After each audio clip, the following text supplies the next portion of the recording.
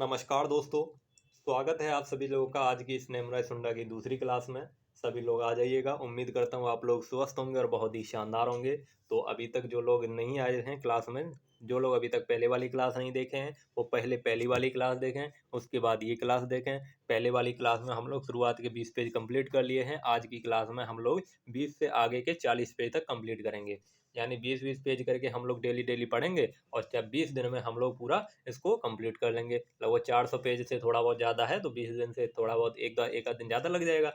तो अब देखिए, जो लोग चैनल पे पहली बार आए हुए हैं, चैनल को अभी तक सब्सक्राइब नहीं किए हैं, तो चैनल को सब्सक्राइब कर लेंगे और बेल आइकन को प्रेस कर लेंगे, जिससे आने वाले वीडियो की नोटिफिकेशन आपके पास समय से पहुंच सकें। देखिए, यहाँ पे आप लोगों का बहुत ही ध्यान रखा जाता है। सारी चीज़ें आप लोगों को चैनल पे प्रोवाइड की जाती हैं, तो आप लोग भी हमारा थोड़ा ध्यान रखिए। चैनल को केवल सब्सक्राइब कर लीजिए और वीडियो को लाइक कर दिया करिए। लाइक इसलिए मांगते हैं ताकि हम आपको तो पढ़ा ही रहे हैं, और भी आप लोगों के जो छोटे जूनियर हैं, जो आगे आने वाले हैं, और लोगों के पास भी यूट्यूब भेज देगा। ज़्यादा से ज़्यादा लाइक होंगे तो ज़्यादा से ज़्यादा लोगों के पास रिकमेंड करेगा यूट्यूब, इसलिए आप इसको लाइक कर दिया करिए ताकि वो भी पढ़ सकें।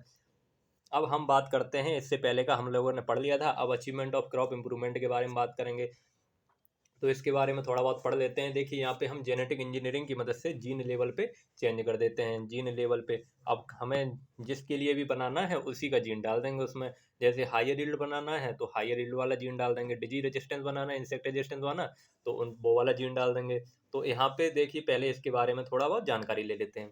देखिए, हम मानव हैं, तो हम जो मानव होते हैं वो कोई भी काम करते हैं तो वो अपने फायदे के लिए करते हैं। दूसरे को फायदा हो ना हो वो हमें नहीं, लेकिन हमारा फायदा होना चाहिए। तो हम यहाँ पे तो प्लांट में चेंज कर रहे हैं जेनेटिक लेवल पे, तो किस लिए कर रहे हैं? ये प्लांट के फायदे के लिए कर रहे हैं क्या? नहीं, प्लांट के फायदे के लिए नहीं कर रहे हैं, हम ये अपने फायदे के लिए कर रहे हैं ताकि हमको प्लांट से अच्छा अच्छा प्रोडक्ट मिल सके। तो देखिए, अब इसका एक प्रोसीजर होता है। कैसे? ऐसे ही थोड़ी आप लोग चेंज कर देंगे कि ये रहा गेहूं का पौधा और इससे कहा अरे तेरे में उपज अच्छी नहीं है, आजा तेरे में उपज चेंज कर देता हूँ, उपज जीन डाल देता हूँ। तो ऐसे ही थोड़ी जीन डाल देंगे। उसका एक वो होता है, उसका एक क्राइटेरिया होता है। कैसे करेंगे? पहले आप लोग सिलेक्शन करेंगे, उसका सिलेक्शन करेंगे। देखिए, आप लोगों को थोड़ा बहुत समझा देते हैं यहाँ पे। सबसे पहले क्या करते हैं? सबसे पहले सिलेक्शन करते हैं। यानी जैसे अभी देखिए, कोरोना की वैक्सीन बनाई गई थी। कोरोना की वैक्सीन बनाई गई थी, तो उसमें क्या हुआ था? कोरोना की वैक्सीन बनाने के लिए जैसे कि पता चला कि कोई आदमी है, ए नाम का कोई आदमी है, उसमें क्या हुआ? उसमें कोरोना नहीं हुआ, बाकी सब में कोरोना हो गया। तो लोगों ने ये बात पहुंचा दी। आज तक तो सोशल मीडिया का ज़माना है, लोगों ने ये बात कहाँ तक पहुंचा दी? मोदी जी तक पहुंचा दी। अब मोदी जी के पास ये बात पहुंची कि मोदी जी ने सोचा कि इसको कोरोना होना चाहिए था, जब सबको कोरोना हो गया इसको क्यों नहीं हुआ? तो उसको फिर वहाँ पे मोदी जी ने बुला लिया और उसमें कोरोना कोरोना का इंजेक्शन लगा के देख लिया, फिर भी उसमें कोरोना नहीं हुआ। फिर उसमें क्या हो गया? उसमें कोरोना क्यों नहीं हुआ? क्योंकि वो कोरोना के प्रति रेजिस्टेंस था, इसलिए उसमें नहीं हुआ। तो फिर उसका एक जीन लेके क्या किया गया? उसका एक जीन लेके उसमें डाल दिया गया, वैक्सीन में डाल दिया गया और वैक्सीन बना दी गई।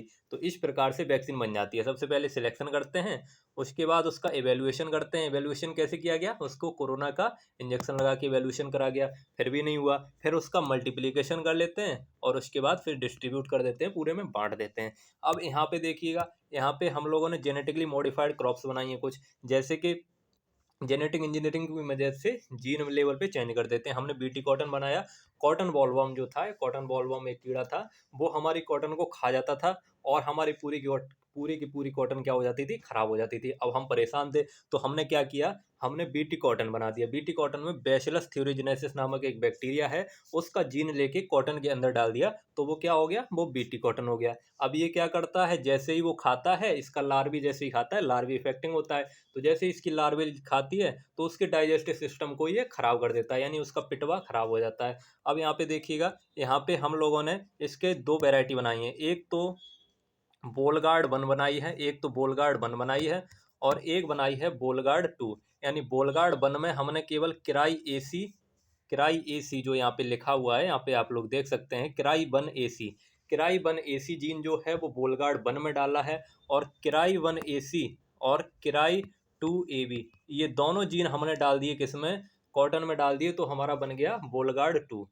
बोलगार्ड वन में किराई वन एसी केवल यूज किया गया है और बोलगार्ड टू में किराई वन एसी भी यूज किया गया है और साथ में किराई टू एबी भी यूज कर दिया है। तो बोलगार्ड वन और बोलगार्ड टू जो है, ये दो वेराइटी बना दी हमने कॉटन की, जी बीटी कॉटन की। अब देखिए जो जेनेटिकली मॉडिफाइड क्रॉप होती हैं उनको अप्रूव कौन करता है कि इसमें आप लोग प्लांट जेनेटिक इंजीनियरिंग का प्रयोग करेंगे और इसमें नहीं करेंगे। तो ये के लिए हमने एक अप्रूवल कमेटी बना दी। कौन सी? Genetic engineering approval committee. ये जो है ये इसको ये बताती है कि आप इस क्रॉप में जेनेटिक इंजीनियरिंग कर सकते हैं, इसमें नहीं कर सकते। ये किस पे काम करती है? इस ministry of environment and forestry के अंडर में काम करती है। आगे देखिएगा,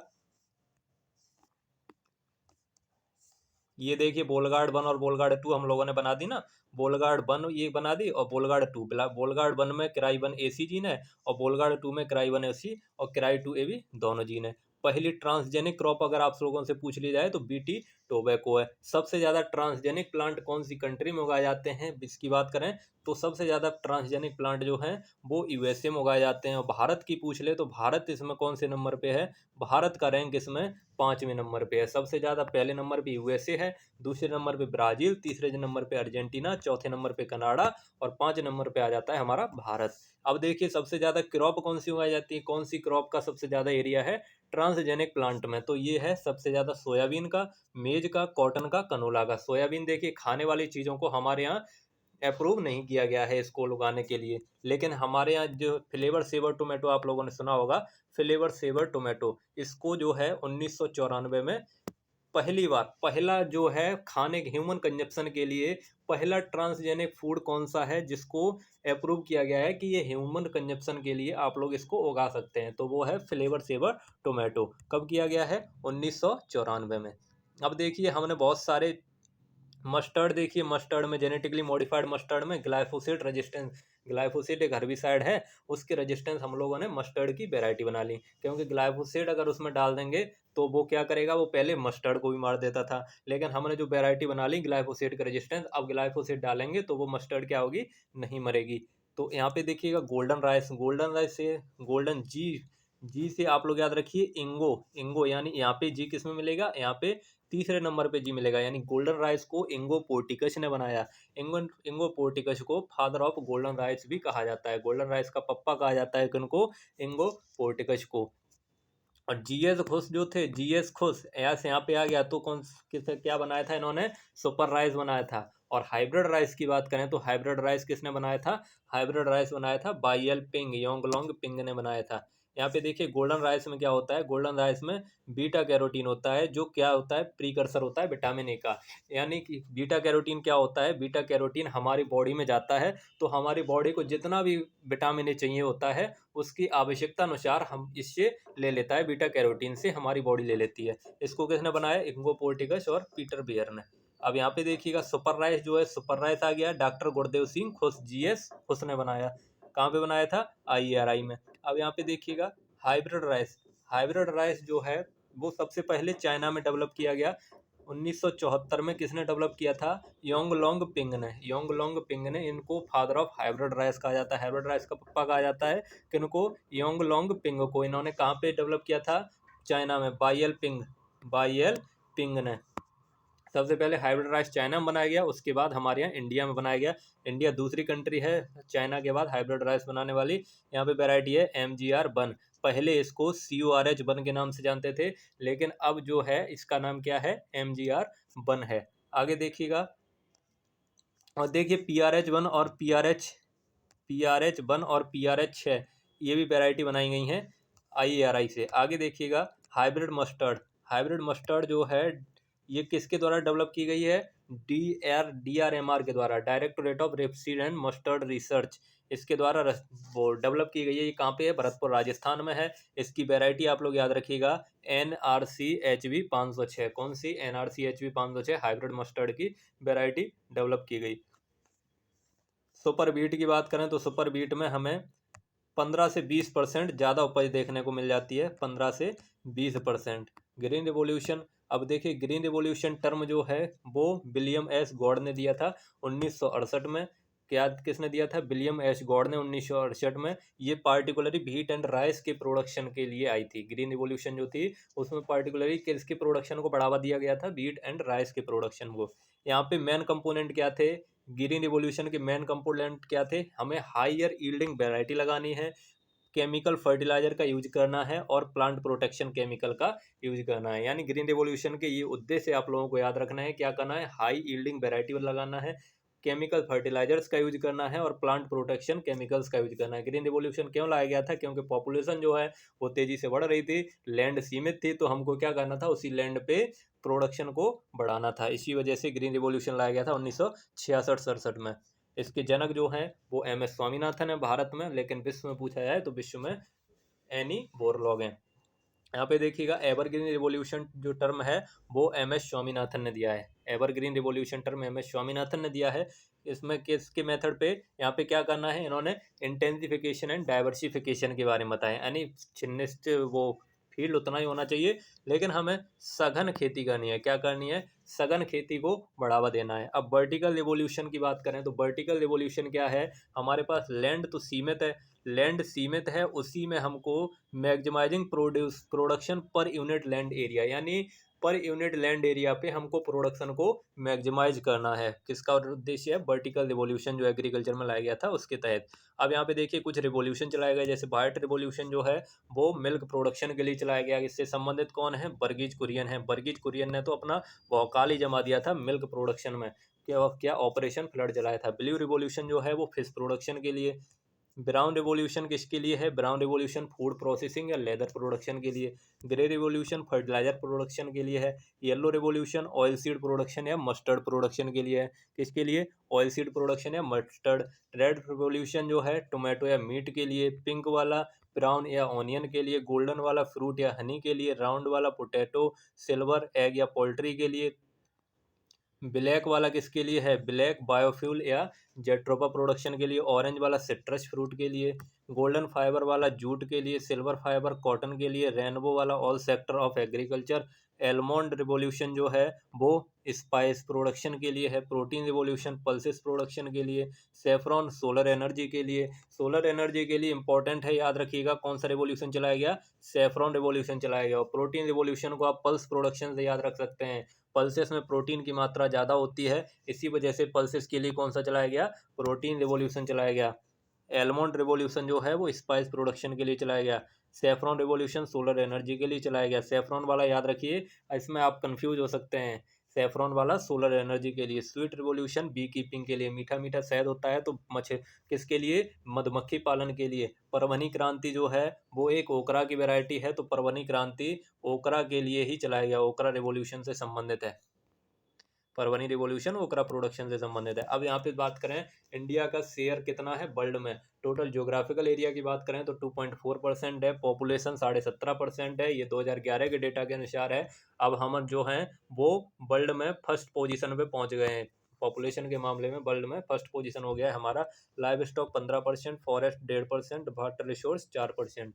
वाटर रिसोर्स कितना है? 4%। वाटर रिसोर्स वाला इंपॉर्टेंट है, याद रखिएगा। यूपी के टेट के एग्जाम में इस बार पूछा गया था। यूपी के टेट पीजी में इस साल पूछा गया था। वाटर रिसोर्स जो है वो 24%, वो सॉरी 4% है, 2024 वाले एग्जाम में पूछा गया था। आगे देखिएगा, अब यहाँ पे बात करें इंडिया की पोजीशन, पहले नंबर पे कौन कौन से है हमारा देश? पहले नंबर पे है मैंगो प्रोडक्शन में, पहले नंबर पे है मैंगो, हमारा राष्ट्रीय फ्रूट है। मैंगो प्रोडक्शन में जो है पहले नंबर पे है। बनाना में भी पहले नंबर पे। टोटल इरीगेटेड एरिया सबसे ज़्यादा इंडिया का है। मिल्क प्रोडक्शन सबसे ज़्यादा इंडिया का है। मिल्क प्रोडक्शन होगा तो लाइव स्टॉक प्रोडक्शन है, तो मिल्क प्रोडक्शन दोनों है कि दोनों में इंडिया पहले नंबर पे है। जूट एंड एलाइड फाइबर में भी इंडिया पहले नंबर पे। काजू प्रोडक्शन की बात करें तो इसमें भी इंडिया पहले नंबर पे। कोकोनट प्रोडक्शन में भी इंडिया पहले नंबर पे। Total pulse production, tea and spice production, इन सब में इंडिया जो है वो पहले नंबर पे बना हुआ है। सेकंड पोजीशन की बात करें तो wheat, rice, oil seed, wheat rice में चाइना पहले पे है और हमारा देश दूसरे पे है। Oil seed, fruit, vegetable, silk, sugar cane, cotton, इन सब में हमारा देश दूसरे नंबर पे बना हुआ है। तीसरे नंबर पे किस में है? तो तंबाकू के उत्पादन में हमारा देश तीसरे नंबर पे। और चौथे नंबर पे नेचुरल रबड़। नेचुरल रबड़ जो है वो उसका शेयर कितना है? 8.5% शेयर करता है। चौथे नंबर पे हमारे जो देश है वो नेचुरल रबड़ में है। देखिए हम लोगों ने एक बीटी रबर भी बनाया है। बीटी रबर, बीटी रबर भी बनाया। इसको हमने सबसे पहले कहाँ पे उगाया? असम में उगाया सबसे पहले। और बीटी रबर जो है वो जेनेटिक इंजीनियरिंग की मदद से ही हम लोगों ने बनाया है। आगे देखिएगा यहाँ पे कॉफ़ी प्रोडक्शन जो है उसमें इंडिया 7वें नंबर पे है। कॉफ़ी प्रोडक्शन में इंडिया 7वें नंबर पे है। देखिए हम लोग इंडिया, हमारे यहाँ कॉफ़ी जो है वो 7वें नंबर पे प्रोडक्शन होता है, लेकिन हम जो है बहुत ज़्यादा कॉफ़ी जो है वो बाहर भेज देते हैं। हमारे यहाँ तो कभी कभी कॉफ़ी बन जाती है, यानी आप लोगों ने अपने घरों में भी देखा होगा, कभी कभी कॉफ़ी बनने को मिलती है। वैसे चाय जो है, चाय अक्सर मिलती है। तो हम लोग जो है चाय का ज़्यादा प्रोडक्शन भी करते हैं और ज़्यादा से ज़्यादा उपभोग भी कर लेते हैं। बेचना बेचना तो दूर रहा। यहाँ पे देखिए कॉफ़ी जो है, कॉफ़ी हम लोग कम प्रोडक्शन करते हैं, लेकिन हम ज़्यादा से ज़्यादा जो है बाहर भेज देते हैं। यहाँ पे देखिए जो एग्रीकल्चर एक्सपोर्ट, यानी बाहर बेचते हैं हम, बाहर बेचते हैं, राइस बेचते हैं, काजू बेचते हैं।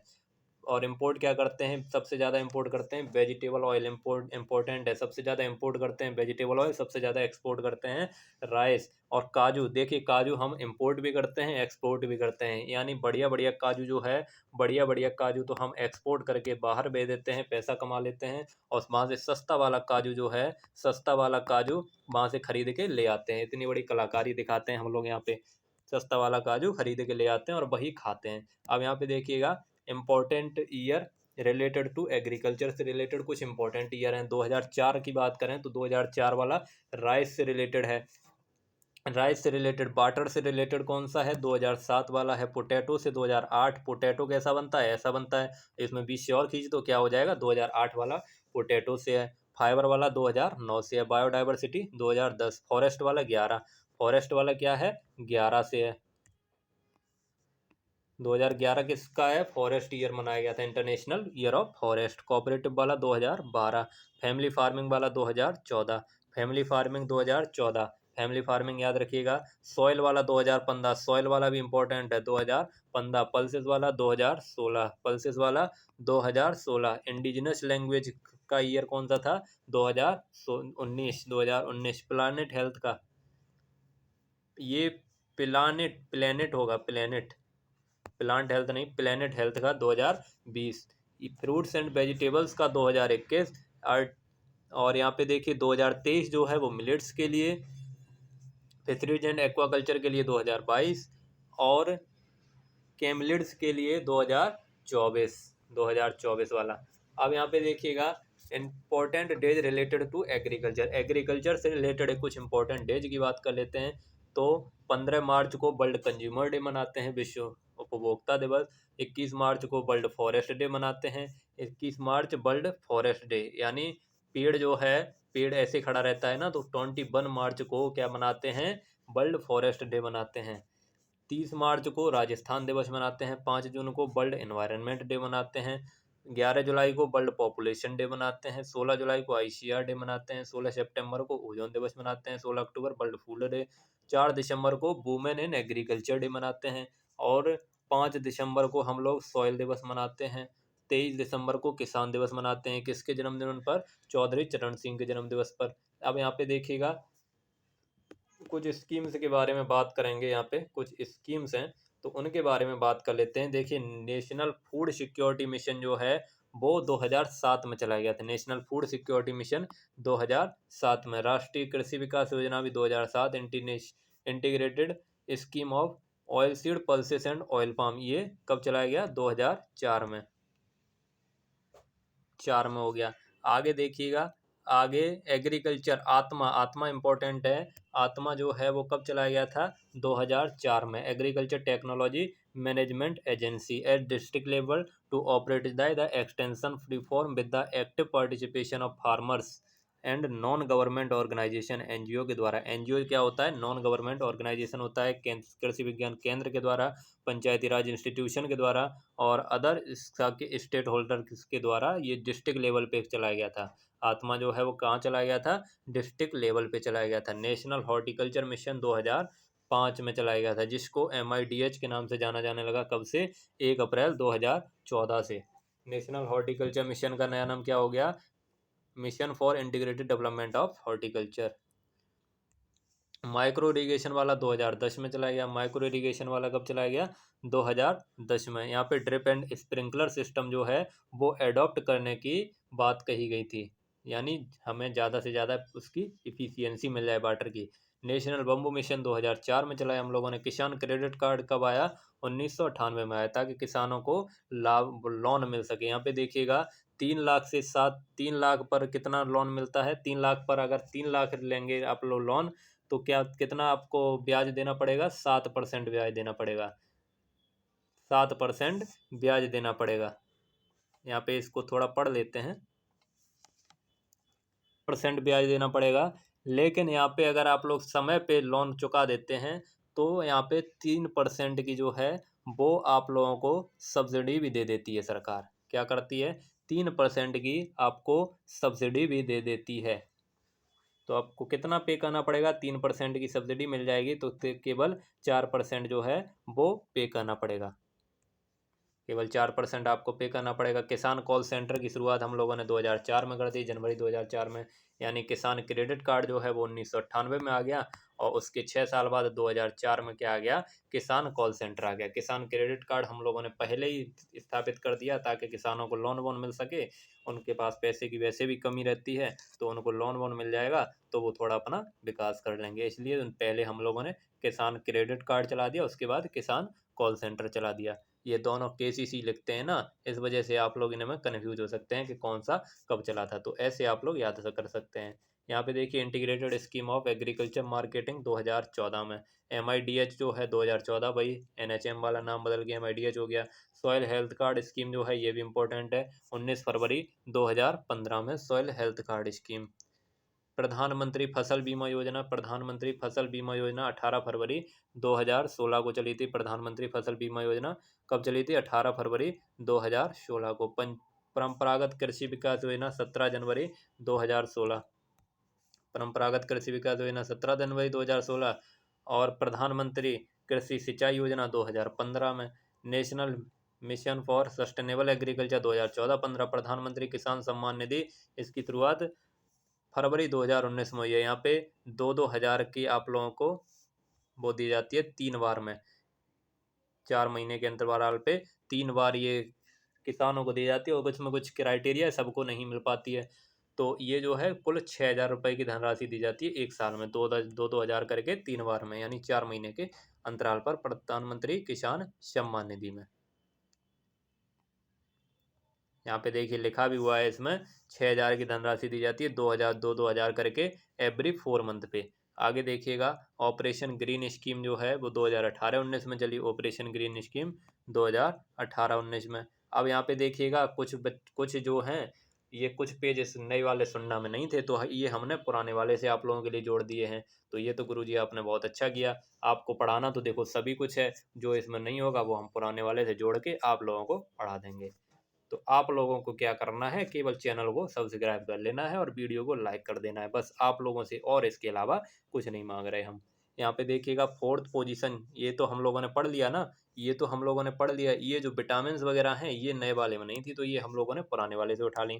ये विटामिन ए जो है, विटामिन ए की कमी से नाइट ब्लाइंडनेस होता है या ग्रोथ फेलियर हो जाता है। विटामिन ए रेटिनॉल होता है। विटामिन B1 थाइमिन होता है, इसकी कमी से बेरी बेरी रोग हो जाता है। विटामिन B2 राइबोफ्लोविन होता है, जिसकी कमी से फोटोफोबिया हो जाता है। विटामिन B3 नियासिन या निकोटिनामाइड, जिसकी कमी से क्या हो जाता है? पेलाग्रा हो जाता है। ये इसके सोर्स दिए हुए हैं इधर, ये इसके सोर्स दिए हुए हैं। यहाँ पे देखिए विटामिन B5 जो है वो ब्लड सेल्स के बनने के लिए जरूरी है। विटामिन B5 का साइंटिफिक नेम पेंटाथोनिक एसिड होता है। विटामिन B6 पायरिडॉक्सिन होता है, ये नर्व्स के डिजनरेशन के लिए होता है। विटामिन B12 कोबालामिन होता है, जिसकी कमी से क्या हो जाता है? एनीमिया हो जाता है। यहाँ पे मेन सोर्स इसका होता है कोबाल्ट। क्या होता है? कोबाल्ट इसका मेन सोर्स होता है। विटामिन सी का एस्कॉर्बिक एसिड, विटामिन C उन फ्रूट में पाया जाता है जो खट्टे होते हैं। तो क्या होता है? इसका एस्कॉर्बिक एसिड होता है, इसकी कमी से स्कर्वी रोग हो जाता है। आंवला, गुआवा, सिट्रस फ्रूट में आप लोगों को ये देखने को मिल जाता है। विटामिन डी से क्या होता है? विटामिन डी कैल्सीफेरॉल होता है। विटामिन डी जो है वो कैल्शियम से आप लोग याद रख सकते हैं, कैल्सीफेरॉल हो जाता है। इसकी कमी से हड्डियों में दर्द देखने को मिल जाता है, रिकेट्स हो जाता है यानी बोन डिफॉर्मेशन, हड्डियां कमजोर पड़ जाती हैं विटामिन डी की कमी से।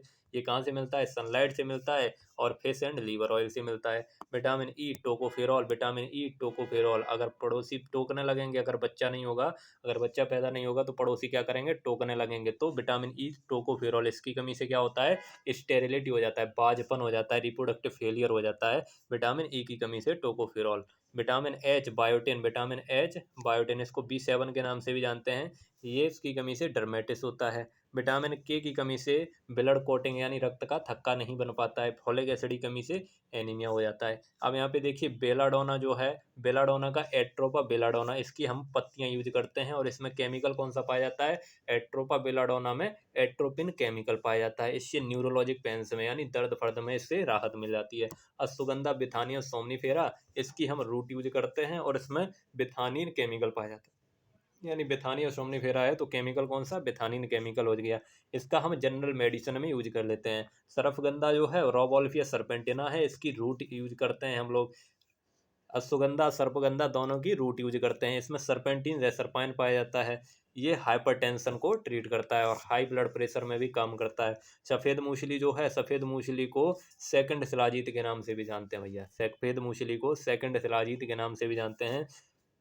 यह है क्लोरोफाइटम स्पीसीज, इसकी भी हम लोग रूट यूज करते हैं। सेपोनिन केमिकल पाया जाता है इसमें। ओपियम पॉपी जो है, ओपियम पॉपी पेपीवर सोमनीफेरम, इसका हम फ्रूट यूज करते हैं। फ्रूट का भी कौन सा पार्ट, लेटेक्स वाला पार्ट जो दूध की तरह निकलता है वो यूज करते हैं। इसमें मॉर्फिन कोडिन और नैरकोटिन तीनों केमिकल पाए जाते हैं। ये पेन किलर की तरह काम करता है, पेन किलर की तरह काम करता है। गॉड ऑफ स्लीप के नाम से भी जानते हैं ओपियम पॉपी को, गॉड ऑफ स्लीप के नाम से भी जानते हैं। ये जो एक हेरोइन ड्रग होता है ना, हेरोइन ड्रग को बनाने में भी ओपियम पॉपी का यूज किया जाता है। ईशबगोल जो है, ईशबगोल प्लांटागो ओबाटा, प्लांटागो ओबाटा, इसका हम क्या यूज करते हैं, ईसबगोल का सीड और हस्क यूज करते हैं। ये laxative use against irritation and गैस्ट्रेशन प्रॉब्लम, पेट से संबंधित प्रॉब्लम के लिए ईसबगोल जो है वो काम आता है। अब यहाँ पे देखिए गुग्गल जो है, गुग्गल कॉमीफेरा बिटी, ये गम एंड रेजिन यूज करते हैं इसका। अब ये देखिएगा अर्थराइटिस में ये काम करता है और कोलेस्ट्रॉल को कम करता है। अब देखिए कैल्शियम की कमी से क्या होता है, रिकेट्स होता है, या एनिमल्स की बात करें तो एनिमल्स में मिल्क फीवर देखने को मिल जाता है। फॉस्फोरस की कमी से रिकेट्स या ऑस्टियोमलेशिया एंड पीका एनिमल्स में हो जाता है। आयरन की कमी से एनीमिया हो जाता है। जिंक की कमी से पैराकेराटोसिस, मैग्नीज की कमी से पेरेसिस, आयोडीन की कमी से गोइटरिया गहंगा रोग हो जाता है। कोबाल्ट की कमी से कोस्ट डिजीज होता है। अब देखिए मोलिब्डेनम की कमी से क्या होता है, मोलिब्डेनोसिस होता है। फ्लोरीन की कमी से फ्लूरोसिस होता है। सेलेनियम की कमी से क्या हो जाता है, सेलेनियम की कमी से एल्कलाइन डिजीज हो जाता है एनिमल में, या डेगनाला रोग आप लोगों ने सुना होगा, एनिमल्स में हो जाता है। कैल्शियम एंड मैग्नीशियम ऑक्जिलेट से किडनी स्टोन हो जाता है। लेड से क्या हो जाता है, मेंटल रिटार्डेशन हो जाता है, यानी दिमागी बीमारी हो जाती है। तो लेड जो है, लेड मैगी में पाया गया था, मैगी में पाया गया था, इसीलिए मैगी को बैन करने की बात की जा रही थी। तो इसमें क्या पाया गया था, लेड पाया गया था। लेड अगर आप लोग खाओगे तो क्या हो जाएगा, मेंटल रिटार्डेशन हो जाएगा, दिमागी प्रॉब्लम हो जाएगी। फ्लोराइड जो है वो फ्लोराइड से फ्लोरोसिस होता है। आर्सेनिक से पॉइजनिंग हो जाती है, पानी में सबसे वो होता है ना आर्सेनिक होता है, उस क्या कर देता है, पॉइजनिंग कर देता है। आयरन जो है, आयरन से क्या हो जाए, आयरन की कमी से कॉन्स्टिपेशन और डाइसेंट्री हो जाता है। आगे देखिएगा अब कुछ ग्रोथ सबस्टेंसेज की बात करते हैं, हार्मोन। तो देखिए ऑक्सीजन जो हार्मोन होता है, ऑक्सीजन को एफ वेंट ने खोजा था, एफ वेंट ने। ये क्या करता है, एपिकल बर्ड डोमिनेंस में काम करता है और root elongation and promote cell division in tissue culture, tissue culture में क्या करता है, सेल डिवीजन को बढ़ावा देता है और रूट एलोंगेशन में काम करता है। अब ये ऑक्सीजन कई प्रकार के होते हैं। एक आईए है, इंडोलेस्टिक एसिड, जो क्या है, एक नेचुरल ऑक्सीजन है। ये प्रिवेंटिव फ्रूट मैच्योर, जो मैच्योर होने से पहले ही फ्रूट गिर जाते हैं उनको रोकता है। आईबीए जो है, इंडोल ब्यूटारिक एसिड, ये रूट फॉर्मेशन के लिए इंपॉर्टेंट है, आप लोगों से पूछ लेगा रूट फॉर्मेशन के लिए कौन सा हार्मोन यूज करते हैं, तो आईबीए का यूज करते हैं, यही टिश्यू कल्चर में यूज करते हैं। एनए जो है वो फ्रूट थिनर है और फ्रूट ड्रॉप को भी रोकता है। NA नेप्थिलीन acetic acid. 2,4-D जो है वैसे तो एक हर्बिसाइड है, वैसे तो एक वो है, अगर आप लोग 20 ppm से कम यूज करेंगे इसको तो ये फ्रूट सेटिंग हार्मोन है, लेकिन अगर आपको 20 ppm से ज़्यादा बढ़ा देंगे इसको तो ये हर्बिसाइड की तरह काम कर देगा। डीकाम्बा जो है वो भी एक एक्टिव हर्बिसाइड है। अब साइटोकाइनिन की बात करें तो साइटोकाइनिन सेल डिवीजन को प्रमोट करता है, सेल डिवीजन को बढ़ावा देता है। जिब्रेलिन जो है, जिब्रेलिन सेल इलोंगेशन को स्टिमुलेट करता है और फ्रूट साइज को इंक्रीज करता है। सीड डोरमेंसी को तोड़ता है, सीड डोरमेंसी, जिब्रेलिन क्या करता है, सीड डोरमेंसी को तोड़ने का काम करता है। और ये जो है एब्सिसिक एसिड वो एंटी जिब्रेलिन के काम करता है, एंटी जिब्रेलिन का, यानी ये डोरमेंसी को बढ़ावा देता है एब्सिसिक एसिड, और जिब्रेलिन एंड सीड डोरमेंसी को तोड़ने का काम करता है। तो आप लोग इनको याद कर सकते हैं, एब्सिसिक एसिड जो है वो जिब्रेलिन के विरुद्ध काम करता है। एब्सिसिक एसिड स्टोमेटा भी क्लोज कर देता है। अब इथाइलिन की बात करें तो इथाइलिन जो है वो फ्रूट के राइपनिंग में यूज किया जाता है, फ्रूट फलों को पकाने में यूज किया जाता है। अब ये दो फॉर्म में पाया जाता है, एक एथेरिल और एक इथोफोन, दो प्रकार का होता है। एथेरिल जो है वो लिक्विड फॉर्म में पाया जाता है, इसका यूज हम बनाना के फ्रूट राइपनिंग में करते हैं। और इथोफोन जो है वो गैसियस फॉर्म में पाया जाता है। एथेरिल कैसा liquid form, ethephon gaseous form, ethephon gaseous form, Ethrel liquid form. इनको आप लोग याद कर लीजिए। एथेरेल जो है वो आपका लिक्विड फॉर्म में है। इथेफॉन जो है, इथेफॉन ज़्यादा फैल गया ना नाम, तो गैस ज़्यादा फैलती है तो वो गैसियस फॉर्म में हो गया। एथेरेल सिकुड़ गया नाम, यानी छोटा है, तो क्या है, लिक्विड फॉर्म में है। ऐसे आप लोग कैसे भी आप लोग अपने दिमाग में एक वैसा चित्र बना के पढ़ते चलिए। रटने से आप लोग को कुछ भी याद नहीं होगा, कुछ ना कुछ आप लोग उसके लिए ट्रिक बनाएंगे, तभी आपको वो चीज़ें लंबे समय तक याद रह सकती हैं। इसलिए कुछ ना कुछ ट्रिक बना लिया करिए। हमको जो समझ में आता है वो हम ट्रिक बना के आप लोगों को बता देते हैं। इथेफॉन जो है वो ज़्यादा फैल रहा है ना, तो गैसियस वाला ज़्यादा फैलता है तो गैसियस फॉर्म में हो जाएगा। इथाइलिन जो है इसका यूज जो है, इसका use sugar cane, beet, coffee और टोबैको एंड राइस में अर्ली राइपनिंग के लिए कर देते हैं इथेफॉन का। और एथेरेल का यूज बनाना के फ्रूट राइपनिंग में लिक्विड फॉर्म में पाया जाता है। क्लोरमिक्वेट या ट्रिपल सी जो है वो लॉजिंग को रोकता है। क्या, लॉजिंग, जो फसल गिर जाती है ना जमीन पे, उनको रोकने का काम कौन करता है, क्लोरमिक्वेट या ट्रिपल सी। इसको साइकोसेल के नाम से भी जानते हैं। अब मैलिक हाइड्राजाइड जो है, मैलिक हाइड्राजाइड ऑनियन में यूज करते हैं। ऑनियन में क्या करता है, स्टोरेज के समय स्प्राउटिंग को रोकता है, और स्टोरेज के समय उसमें अंकुरण ना हो, इस वजह से रोकने के लिए क्या यूज कर देते हैं, मैलिक हाइड्राजाइड का यूज कर देते हैं। इसको हम ट्रेड नेम जो बाजार में आप लोगों को ये स्प्राउट स्टॉप के नाम से मिल जाएगा। अब विटामिन एंड एंजाइम्स की बात करें तो विटामिन टर्म जो है वो फंक ने 1912 में दिया। विटामिन जो होते हैं वो एसेसरी होते हैं, एसेसरी फूड फैक्टर्स होते हैं। ये प्ले वाइटल रोल प्ले करते हैं growth and nutrition and metabolic process में। ग्रोथ, न्यूट्रिशन और मेटाबॉलिक प्रोसेस में एक बहुत ही बढ़िया रोल प्ले करते हैं कौन, विटामिन। ये एसेसरी होते हैं फूड फैक्टर्स। आगे देखिएगा, फैट सॉल्युबल विटामिन की बात करें तो फैट सॉल्युबल विटामिन है ADEK, यानी वसा में घुलनशील विटामिन है ADEK। कैसे याद रखेंगे, ADEK। और वाटर सॉल्युबल विटामिन कौन कौन सी हैं, B and C। Water soluble vitamin है B and C। Folic acid, folic acid जो है वो इसेंशियल किसके लिए है, RBC के डेवलपमेंट के लिए, RBC के मैच्योरेशन के लिए फॉलिक एसिड इसेंशियल होता है। RBC का पूरा नाम रेड ब्लड कॉर्पिकल्स। यहाँ पे देखिएगा, largest concentration of minerals are found in bones and teeth. Minerals का सबसे ज़्यादा कंसंट्रेशन कहाँ पे पाया जाता है, हमारी बॉडी में, जो हमारी हड्डियाँ होती हैं और हमारे दांत में। कैल्शियम जो है, कैल्शियम इसेंशियल है ऑल लिविंग सेल्स के लिए, ये बॉडी बिल्डिंग में मदद करता है। कौन, कैल्शियम सभी लिविंग सेल्स के लिए जरूरी है और बॉडी बिल्डिंग में मदद करता है, हमारी बॉडी की बिल्डिंग में। एंजाइम टर्म जो है, एंजाइम टर्म कोहने ने दिया है। एंजाइम टर्म किसने दिया, कोहने ने। विटामिन टर्म फंक ने। Enzyme term Kuhne, W Kuhne. याद रखिएगा, विटामिन वाला किसने दिया, फंक ने दिया। और एंजाइम जो वाला जो है वो कोहने ने दिया है, डब्लू कोहने। एंजाइम जो होते हैं वो ऑर्गेनिक सबस्टेंस होते हैं। कैसे होते हैं, ऑर्गेनिक सबस्टेंस होते हैं। एंजाइम ऑर्गेनिक सबस्टेंस होते हैं। एसेंशियल अमीनो एसिड की बात करें तो एसेंशियल अमीनो एसिड जो है वो हमारी बॉडी में सिंथेसाइड नहीं होते, लेकिन हमारी बॉडी के लिए एसेंशियल तो होते हैं। सिंथेसाइड नहीं होते तो एसेंशियल तो होते हैं, तो इनको हमको कहीं ना कहीं से पूर्ति तो करनी पड़ेगी भैया। अब कौन कौन से एसेंशियल एसिड हैं इनके बारे में जान लीजिए। इनकी एक ट्रिक है, टीवी मिल और पाथ। टीवी मिल पाथ, टी से ट्रिप्टोफैन हो गया, बी से बेलाइन हो गया, एम से मैथ्योनिन, आई से आइसोल्यूसिन, एल से ल्यूसिन और दूसरी एल से लाइसिन, और पी से आपका हो गया फिनाइल एलानाइन, ए से हो गया आपका आर्जिनाइन, टी से हो गया थ्रियोनाइन और एच से हो गया हिस्टीडीन। एच से आप लोग ट्रिक से याद कर सकते हैं, टीवी मिल पाथ। अब देखिए, एसेंशियल फैटी एसिड चार होते हैं। क्या ट्रिक है, ओला ट्रिक है। Oleic acid, linoleic acid, linolenic acid और अरेकिडोनिक एसिड। अब देखिए, अब ये देखिए कुछ, ये तो हम लोगों ने बात कर ली थी ना, अब हम आ जाते हैं फिर से उसी पे। यानी उस पे हम लोगों ने कहाँ तक पढ़ लिया था, नई वाले सुन्ना में हम लोगों ने पढ़ लिया था 29 नंबर पेज तक। 29 नंबर पेज तक पढ़ लिया था, फिर ये दूसरे वाले सुंडा से उठा लिए थे हम, क्योंकि उसमें नए वाले में था नहीं। तो अब 30 नंबर पेज से हम लोग शुरुआत करेंगे। जैसा कि ये देखिए 30 नंबर पेज आ गया। अब देखिए यूनिट 2 की बात कर लेते हैं। Unit 2 agriculture. अब देखिए, टर्म एग्रीकल्चर जो है वो Latin word drive, Latin word ager और कल्चरा। एगर का मतलब होता है सॉइल और कल्चरा का मतलब होता है कल्टीवेशन। अगर इनको मिला दें तो cultivation of soil is called agriculture. मृदा की कल्टीवेशन करना ही क्या कहलाता है, हमारा कृषि कहलाता है। सस्टेनेबल एग्रीकल्चर या इको फार्मिंग की बात करें तो सस्टेनेबल एग्रीकल्चर, सस्टेनेबल एग्रीकल्चर की बात करें तो यहाँ पे देखिएगा, सस्टेनेबल एग्रीकल्चर को इको फार्मिंग के नाम से भी जानते हैं। Sustainable agriculture is one which, जहाँ पे क्या करते हैं हम लोग, low cost of input use करते हैं, low cost of input use करते हैं, लोअर अमाउंट में केमिकल फर्टिलाइजर का यूज करते हैं, जिससे हमारी सॉइल फर्टिलिटी मेंटेन बनी रहे और इकोलॉजी जो है वो भी हमारा मेंटेन बना रहे। तो इसको हम लोग, दूसरा भी नाम है इसका, इकोलॉजिकल फार्मिंग या नेचुरल फार्मिंग या ऑर्गेनिक फार्मिंग या परमाकल्चर के नाम से भी जानते हैं, किसको, सस्टेनेबल एग्रीकल्चर को। यहाँ पे हम क्या करते हैं, कम से कम इनपुट यूज करते हैं और केमिकल फर्टिलाइजर भी जो है वो कम अमाउंट में यूज करते हैं, जिससे हमारी सॉइल फर्टिलिटी मेंटेन बनी रहे, इकोलॉजिकल बैलेंस भी रहे।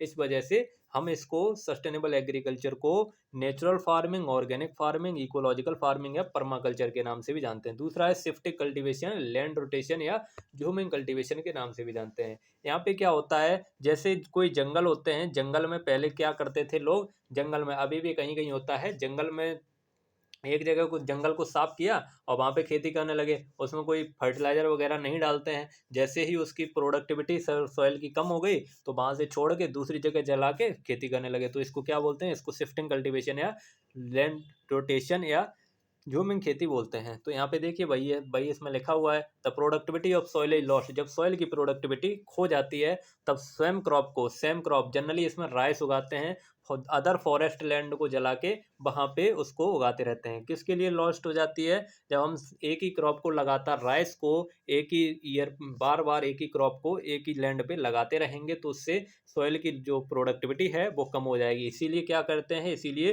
क्रॉप रोटेशन हम लोग यूज कराते हैं, क्रॉप रोटेशन यूज करना चाहिए हम लोगों को बोला जाता है। तो फिर क्या करते हैं, ये दूसरी लैंड को जला के वहाँ पे शिफ्ट कर लेते हैं। इससे क्या होता है, इससे सॉइल इरोजन होता है। जब एक लैंड को छोड़ के आप लोग फिर दूसरी जगह पे उसको कर देंगे तो वहाँ पे पहले तो वैसा ही था ना, अब घास आस उगने में थोड़ा टाइम लगेगा, तब तक लैंड का जो है वो कटाव होता रहेगा, तो इससे लैंड इरोजन होता है, सॉइल इरोजन होता है। अब यहाँ पे देखिए प्रैक्टिस कहाँ की जाती है, तो झारखंड में, मध्य प्रदेश में और कुछ पहाड़ी एरिया हैं नॉर्दर्न स्टेट के, इंडिया के नॉर्दर्न स्टेट के कुछ पहाड़ी एरिया, झारखंड और मध्य प्रदेश में ये प्रैक्टिस की जाती है, क्योंकि उधर जो है जंगल ज़्यादा देखने को मिलते हैं मध्य प्रदेश में। रेस्पॉन्स फार्मिंग क्या होती है, रेस्पॉन्स फार्मिंग स्टीवर्ड ने दिया, स्टीवर्ड ने रेस्पॉन्स फार्मिंग टर्म दिया, किसके बेस्ड पे, वेदर डेटा के बेस्ड पे। यहाँ पे क्या करते हैं, prediction of monsoon season based on the analysis of weather data of pre monsoon period and managing crop accordingly, monsoon के अकॉर्डिंग यहाँ पे क्रॉप्स जो हैं वो मैनेज करते हैं रेस्पॉन्स फार्मिंग में। अब पर सीजन फार्मिंग है, साइट स्पेसिफिक फार्मिंग की बात करें भैया, तो पर सीजन फार्मिंग है, साइट स्पेसिफिक फार्मिंग जो है उसको target specific use of inputs, यहाँ पे क्या करते हैं, जितना हमको इनपुट चाहिए उतना ही यूज करेंगे, जहाँ पे चाहिए वहीं पे यूज करेंगे और जितनी मात्रा में चाहिए उतनी मात्रा में ही, यानी यहाँ पे बहुत ही कंट्रोल्ड लेवल में इनपुट्स का यूज किया जाता है। स्पेसिफिक टारगेट क्या रहता है, स्पेसिफिक यूज ऑफ इनपुट, यानी बिल्कुल हमें जितना चाहिए उतना ही इनपुट यूज करेंगे, ना उससे कम करेंगे ना उससे ज़्यादा करेंगे। कौन कौन से इनपुट, सीड्स हो गया, फर्टिलाइजर, पेस्टिसाइड, ये सब एटसेट्रा। यहाँ पे देखिएगा किसके लिए, क्रॉप प्रोडक्शन के लिए, according to the crop requirement के अकॉर्डिंग, कहाँ पे, लोकेलाइड बेसिस में। एडवांटेज क्या है प्रिसीजन फार्मिंग के, तो इससे जो कॉस्ट ऑफ प्रोडक्शन होता है वो मिनिमाइज होता है, यानी कॉस्ट ऑफ प्रोडक्शन की कमी आती है, यानी प्रोडक्शन में जो हमारे खर्चा आ रहा है उसमें कमी आती है। प्रोडक्शन तो बढ़िया मिल रहा है लेकिन खर्चे जो होते हैं वो कम होते हैं। इकोलॉजिकल बैलेंस रहता है और रिसोर्स जो हैं वो भी कंजर्व रहते हैं। अब आइडियो टाइप क्या होता है, देखो आइडियो टाइप या मॉडल प्लांट क्या क्या होता है। The concept of audio type जो है वो डोनाल्ड ने 1968 में दिया है। आइडियो टाइप वो प्लांट होता है, जैसे कोई प्लांट, बहुत सारे प्लांट हैं, एक आपका फील्ड लगा हुआ है, इसमें बहुत सारे प्लांट लगे हुए हैं, तो इसमें आप लोगों को दिखा कि सबसे बढ़िया प्लांट कौन सा है, सबसे बढ़िया, जिसको सारे एक ही इन्वायरमेंट में खड़े हैं, एक ही इन्वायरमेंट में जो सबसे बढ़िया प्रोडक्शन दिखा रहा है आप लोगों को, सबसे बढ़िया ग्रोथ दिखा रहा है, वही आपका क्या हो जाएगा, आइडियल प्लांट या मॉडल प्लांट हो जाएगा। जैसे आप लोगों की क्लास में बात करें तो क्लास में देखिए, क्लास में आप लोगों के बहुत स्टूडेंट हैं और सब लोगों को एक ही टीचर पढ़ा रहा है, लेकिन एक बच्चा जो है वो सबसे बढ़िया प्रदर्शन करके दिखा रहा है, टॉप आ रहा है, तो वो क्या हो जाएगा, वो आपका आइडियो टाइप या मॉडल हो जाएगा, उसी को मॉडल बोलते हैं। यहाँ पे देखिए आइडियो टाइप, यहाँ पे आइडियो टाइप या मॉडल प्लांट में भी defined as a biological model which is expected to perform behave predicted manner in defined environment. किसी एक ही इन्वायरमेंट में जो है वो बहुत ही अच्छा प्रदर्शन करता है, वही आपका आइडियल प्लांट होता है जो उसमें सबसे अच्छा आप लोगों को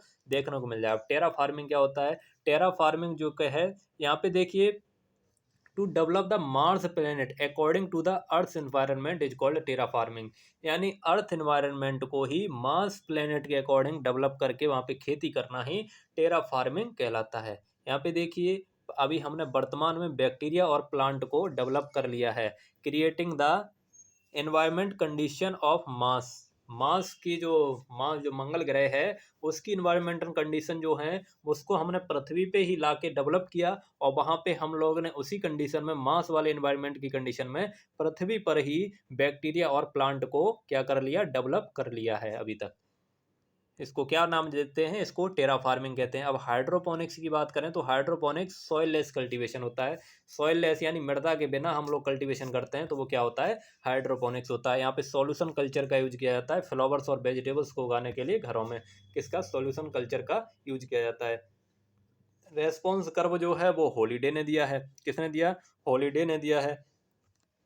इसलिए क्या बताता है? प्लांट पॉपुलेशन और ईल्ड के बीच में रिलेशन बताता है। रेस्पॉन्स कर्व जो है वो प्लांट पॉपुलेशन और ईल्ड के बीच में रिलेशन बताता है। ये दो प्रकार का होता है, एक एसिम्प्टोटिक कर्व होता है, एक पैराबोलिक कर्व होता है। एसिम्प्टोटिक कर्व में क्या होता है? जैसे जैसे हम प्लांट की पॉपुलेशन बढ़ाते जाएंगे तो हमारा जो प्रोडक्शन है वो भी हमारा बढ़ता जाएगा। जहाँ पे देखिए, entire dry material is economic product. जो भी हमको ड्राई मटेरियल मिले, चाहे वो भूसा मिले चाहे दाना मिले, सारा का सारा हमारा क्या होता है? इकोनॉमिक प्रोडक्ट होता है, यानी हमारा यूजफुल होता है। तो ये जो है, जैसे कि आपका फॉडर क्रॉप्स हो गया, फॉडर क्रॉप्स में आप लोगों को जितना ज़्यादा से ज़्यादा चारा मिलेगा, जितना ज़्यादा से ज़्यादा खेत में आप लोगों का होगा, वो पूरा का पूरा फॉडर क्रॉप्स जो होता है वो आप लोगों का इकोनॉमिक प्रोडक्ट होता है। तो यहाँ पे जितना ज़्यादा हम लोग उसकी पॉपुलेशन बढ़ाएंगे, जितना ज़्यादा प्लांट बढ़ाएंगे, उतना ही हमारा प्रोडक्शन बढ़ जाएगा। तो इनको क्या बोलते हैं? इसको एसिम्प्टोटिक कर्व बोलते हैं। ये जो है तंबाकू में भी मैटर करता है, क्योंकि तंबाकू के अभी लगभग पूरा ही पूरा जो है वो हमारा इकोनॉमिक प्रोडक्ट होता है। यहाँ पे देखिएगा, it means increase plant density with increase yield. यानी प्लांट डेंसिटी को अगर हम लोग इंक्रीज करेंगे तो हमारी यील्ड भी इंक्रीज हो जाएगी, जैसे सीरियल क्रॉप्स और फॉडर्स में होता है। अब दूसरा पैराबोलिक की बात करें तो पैराबोलिक में अगर हम आफ्टर ए रीचिंग लेवल, एक लेवल पे पहुंचने पे अगर हम प्लांट की डेंसिटी इंक्रीज करते हैं तो हमारी यील्ड क्या होती है? यील्ड डिक्रीज हो जाती है। किसके कारण? क्योंकि जो हमें प्लांट्स लगाने हैं, जो सीरियल्स या पल्सेस वाले प्लांट लगाने हैं, उनको हमें ज़्यादा स्पेसिंग देनी पड़ती है। ग्रेन पर्पज के लिए अगर हम उनको उगा रहे हैं तो ज़्यादा स्पेसिंग देनी पड़ेगी। यानी पैराबोलिक में एक तो आप लोगों का हो गया एसिम्प्टोटिक। आप लोग केवल इसमें ये याद रखिए, एसिम्प्टोटिक और पैराबोलिक में, एसिम्प्टोटिक में अगर आप लोग प्लांट की पॉपुलेशन इंक्रीज कर रहे हैं तो आपकी यील्ड भी क्या होगी? इंक्रीज हो जाएगी। लेकिन अब पैराबोलिक में अगर आप लोग एक लेवल पे पहुंचने पे प्लांट की पॉपुलेशन बढ़ाते जा रहे हैं तो आप लोगों की एक लेवल पे पहुंचने के बाद यील्ड जो है वो डिक्रीज होना शुरू हो जाएगी। अब यहाँ पे देखिएगा, ये कुछ फॉर्मूले वगैरह दिए हुए हैं तो इनको आप लोग देख लेंगे।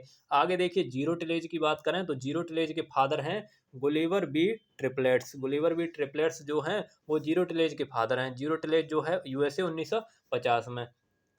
प्राइमरी टिलेज यहाँ पे कम्प्लीटली अवॉइड कर दिया जाता है। जीरो टिलेज में क्या होता है? आप प्राइमरी टिलेज बिल्कुल भी नहीं करेंगे। सीधा क्या करेंगे? सीधा जब बीज को बोएंगे तभी उसी जहाँ पे जिस रो में आप लोगों को बीज को बोना है उसी रो को केवल खोदेंगे, बाकी पूरे खेत को खोदने की जरूरत नहीं है। सेकेंडरी टिलेज में देखिए क्या किया जाता है? रेस्ट्रिक्टेड टू सीड बेड, यानी सीड बेड जो है वहीं तक केवल सेकेंडरी टिलेज किया जाएगा, उसके अगल बगल में नहीं किया जाएगा। Preparation in the row zone only, केवल और केवल रो जोन में। यहाँ पे 50 से 100% रेसिड्यू जो हैं वो सॉइल सरफेस पे ही रहते हैं। 50 से 100%, इंपॉर्टेंट पॉइंट आप लोग हाईलाइट कर लीजिए इसको। जीरो टिलेज में 50 to 100% क्रॉप रेसिड्यू जो होता है, क्रॉप का बचा हुआ पार्ट होता है पिछली क्रॉप का, वो पूरा का पूरा सॉइल सरफेस पे ही रहता है। और सोविंग से पहले हम लोग इसमें क्या करते हैं? हर्बिसाइड का यूज कर देते हैं, जैसे पैराक्वाट, ग्लाइफोसोट। किस लिए? बीड़ को कंट्रोल करने के लिए, क्योंकि खेत को जोतना तो है नहीं, तो हर्बिसाइड का यूज करके हम लोग बीड़ को कंट्रोल कर देते हैं। Till planting is adopted. यहाँ पे जीरो टिलेज में टिल प्लांटिंग एडॉप्ट किया जाता है। टिल प्लांटिंग एक मेथड होता है, वो एडॉप्ट किया जाता है। टिल प्लांटिंग में क्या होता है? देखिए, till planting is a practice of zero tillage. Till planting जो है वो जीरो टिलेज में एक प्रैक्टिस होती है। इसमें 4 ऑपरेशन इंक्लूड होते हैं। कौन कौन से? सबसे पहला होता है क्लीनिंग द क्रॉप रो। ये सारे के सारे ऑपरेशन एक ही बार में हो जाएंगे? केवल 1 टिलेज ऑपरेशन में ये सारे के सारे ऑपरेशन हो जाएंगे। क्रॉप रो जो है वो क्लीन भी हो जाएगी। Opening the soil for seed insertion, soil को खोला जाएगा और उसमें सीड जो है वो इंसर्ट कर दिया जाएगा, डाल दिया जाएगा। उसके बाद प्लेसिंग द सीड यानी सीड रख दिया जाएगा उसमें, और cropping the covering the seed, seed को कवर कर दिया जाएगा। ये चारों के चारों ऑपरेशन जो हैं वो एक ही टिलेज में कंप्लीट हो जाते हैं। उम्मीद करता हूँ आप लोगों को जीरो टिलेज के बारे में समझ में आ गया होगा। अब दूसरा है मिनिमम टिलेज। मिनिमम टिलेज जो है, मिनिमम टिलेज में क्या किया जाता है, मिनिमम टिलेज में टिलेज को कम किया जाता है, यानी कम से कम टिलेज में हम लोग काम चला लेते हैं। किसके कारण ये शुरू किया गया, तो यूएसए में हाई कॉस्ट टिलेज, देखिए जीरो टिलेज भी यूएसए में शुरू हुआ, मिनिमम टिलेज भी यूएसए में शुरू हुआ। दोनों के दोनों कहाँ शुरू हुए, यूएसए में। जीरो टिलेज वाला 1950 और मिनिमम टिलेज वाला 1974 में। किसके लिए शुरू किया गया, क्योंकि जो प्राइस था, ऑयल का प्राइस था, वो तेजी से बढ़ रहा था, स्टीप राइज हो रहा था, यानी तेजी से ग्रोथ आ रही थी उसमें। तो इसलिए हम लोगों ने क्या किया कि हमारा जो है कम से कम में ही काम चल जाए। किसान लोग होते हैं, वैसे भी उनके पास पैसे की थोड़ी कमी होती है, तो उन्होंने सोचा कि हमारा जो खेत है वो कम से कम जुताई में ही हमको अच्छी पैदावार दे दे, तो इसलिए हम लोग मिनिमम टिलेज ले आए।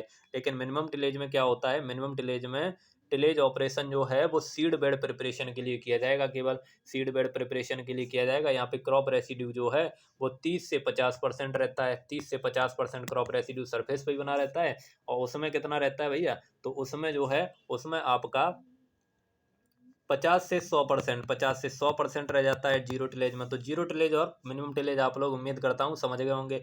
इसमें भी बीड कंट्रोल के लिए हर्बिसाइड का यूज कर लेते हैं। इससे क्या होता है, सॉइल कंडीशन इंप्रूव हो जाती है। किसके कारण, in situ decomposition of plant residue के कारण।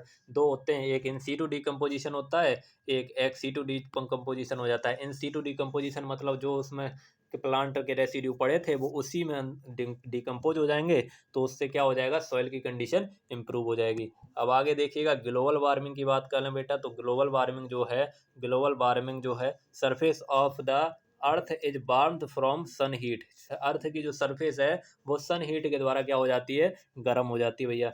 सरफेस की वार्म जो अर्थ सरफेस जो है वो सन हीट, जो सूरज से जो किरणें आती हैं उन वो सीधी किस पे पड़ती हैं, पृथ्वी पे पड़ती हैं, तो उनके कारण हमारी पृथ्वी गर्म हो जाती है। तो यहाँ पे देखिए, अर्थ जो है वो ज़्यादातर सोलर एनर्जी जो है वो अपने अंदर एब्जॉर्ब कर लेती है। कुछ ही जो है रिफ्लेक्ट करती है एनवायरनमेंट में। किसके रूप में, जो रिफ्लेक्ट करती है वो इंफ्रारेड रेडिएशन के रूप में रिफ्लेक्ट करती है। इंफ्रारेड रेडिएशन की वेवलेंथ बहुत ज़्यादा हो जाती है, इन्हीं के रूप में रिफ्लेक्ट करती है वो। अब हमारे एनवायरनमेंट में कुछ गैसें बैठी हैं, कुछ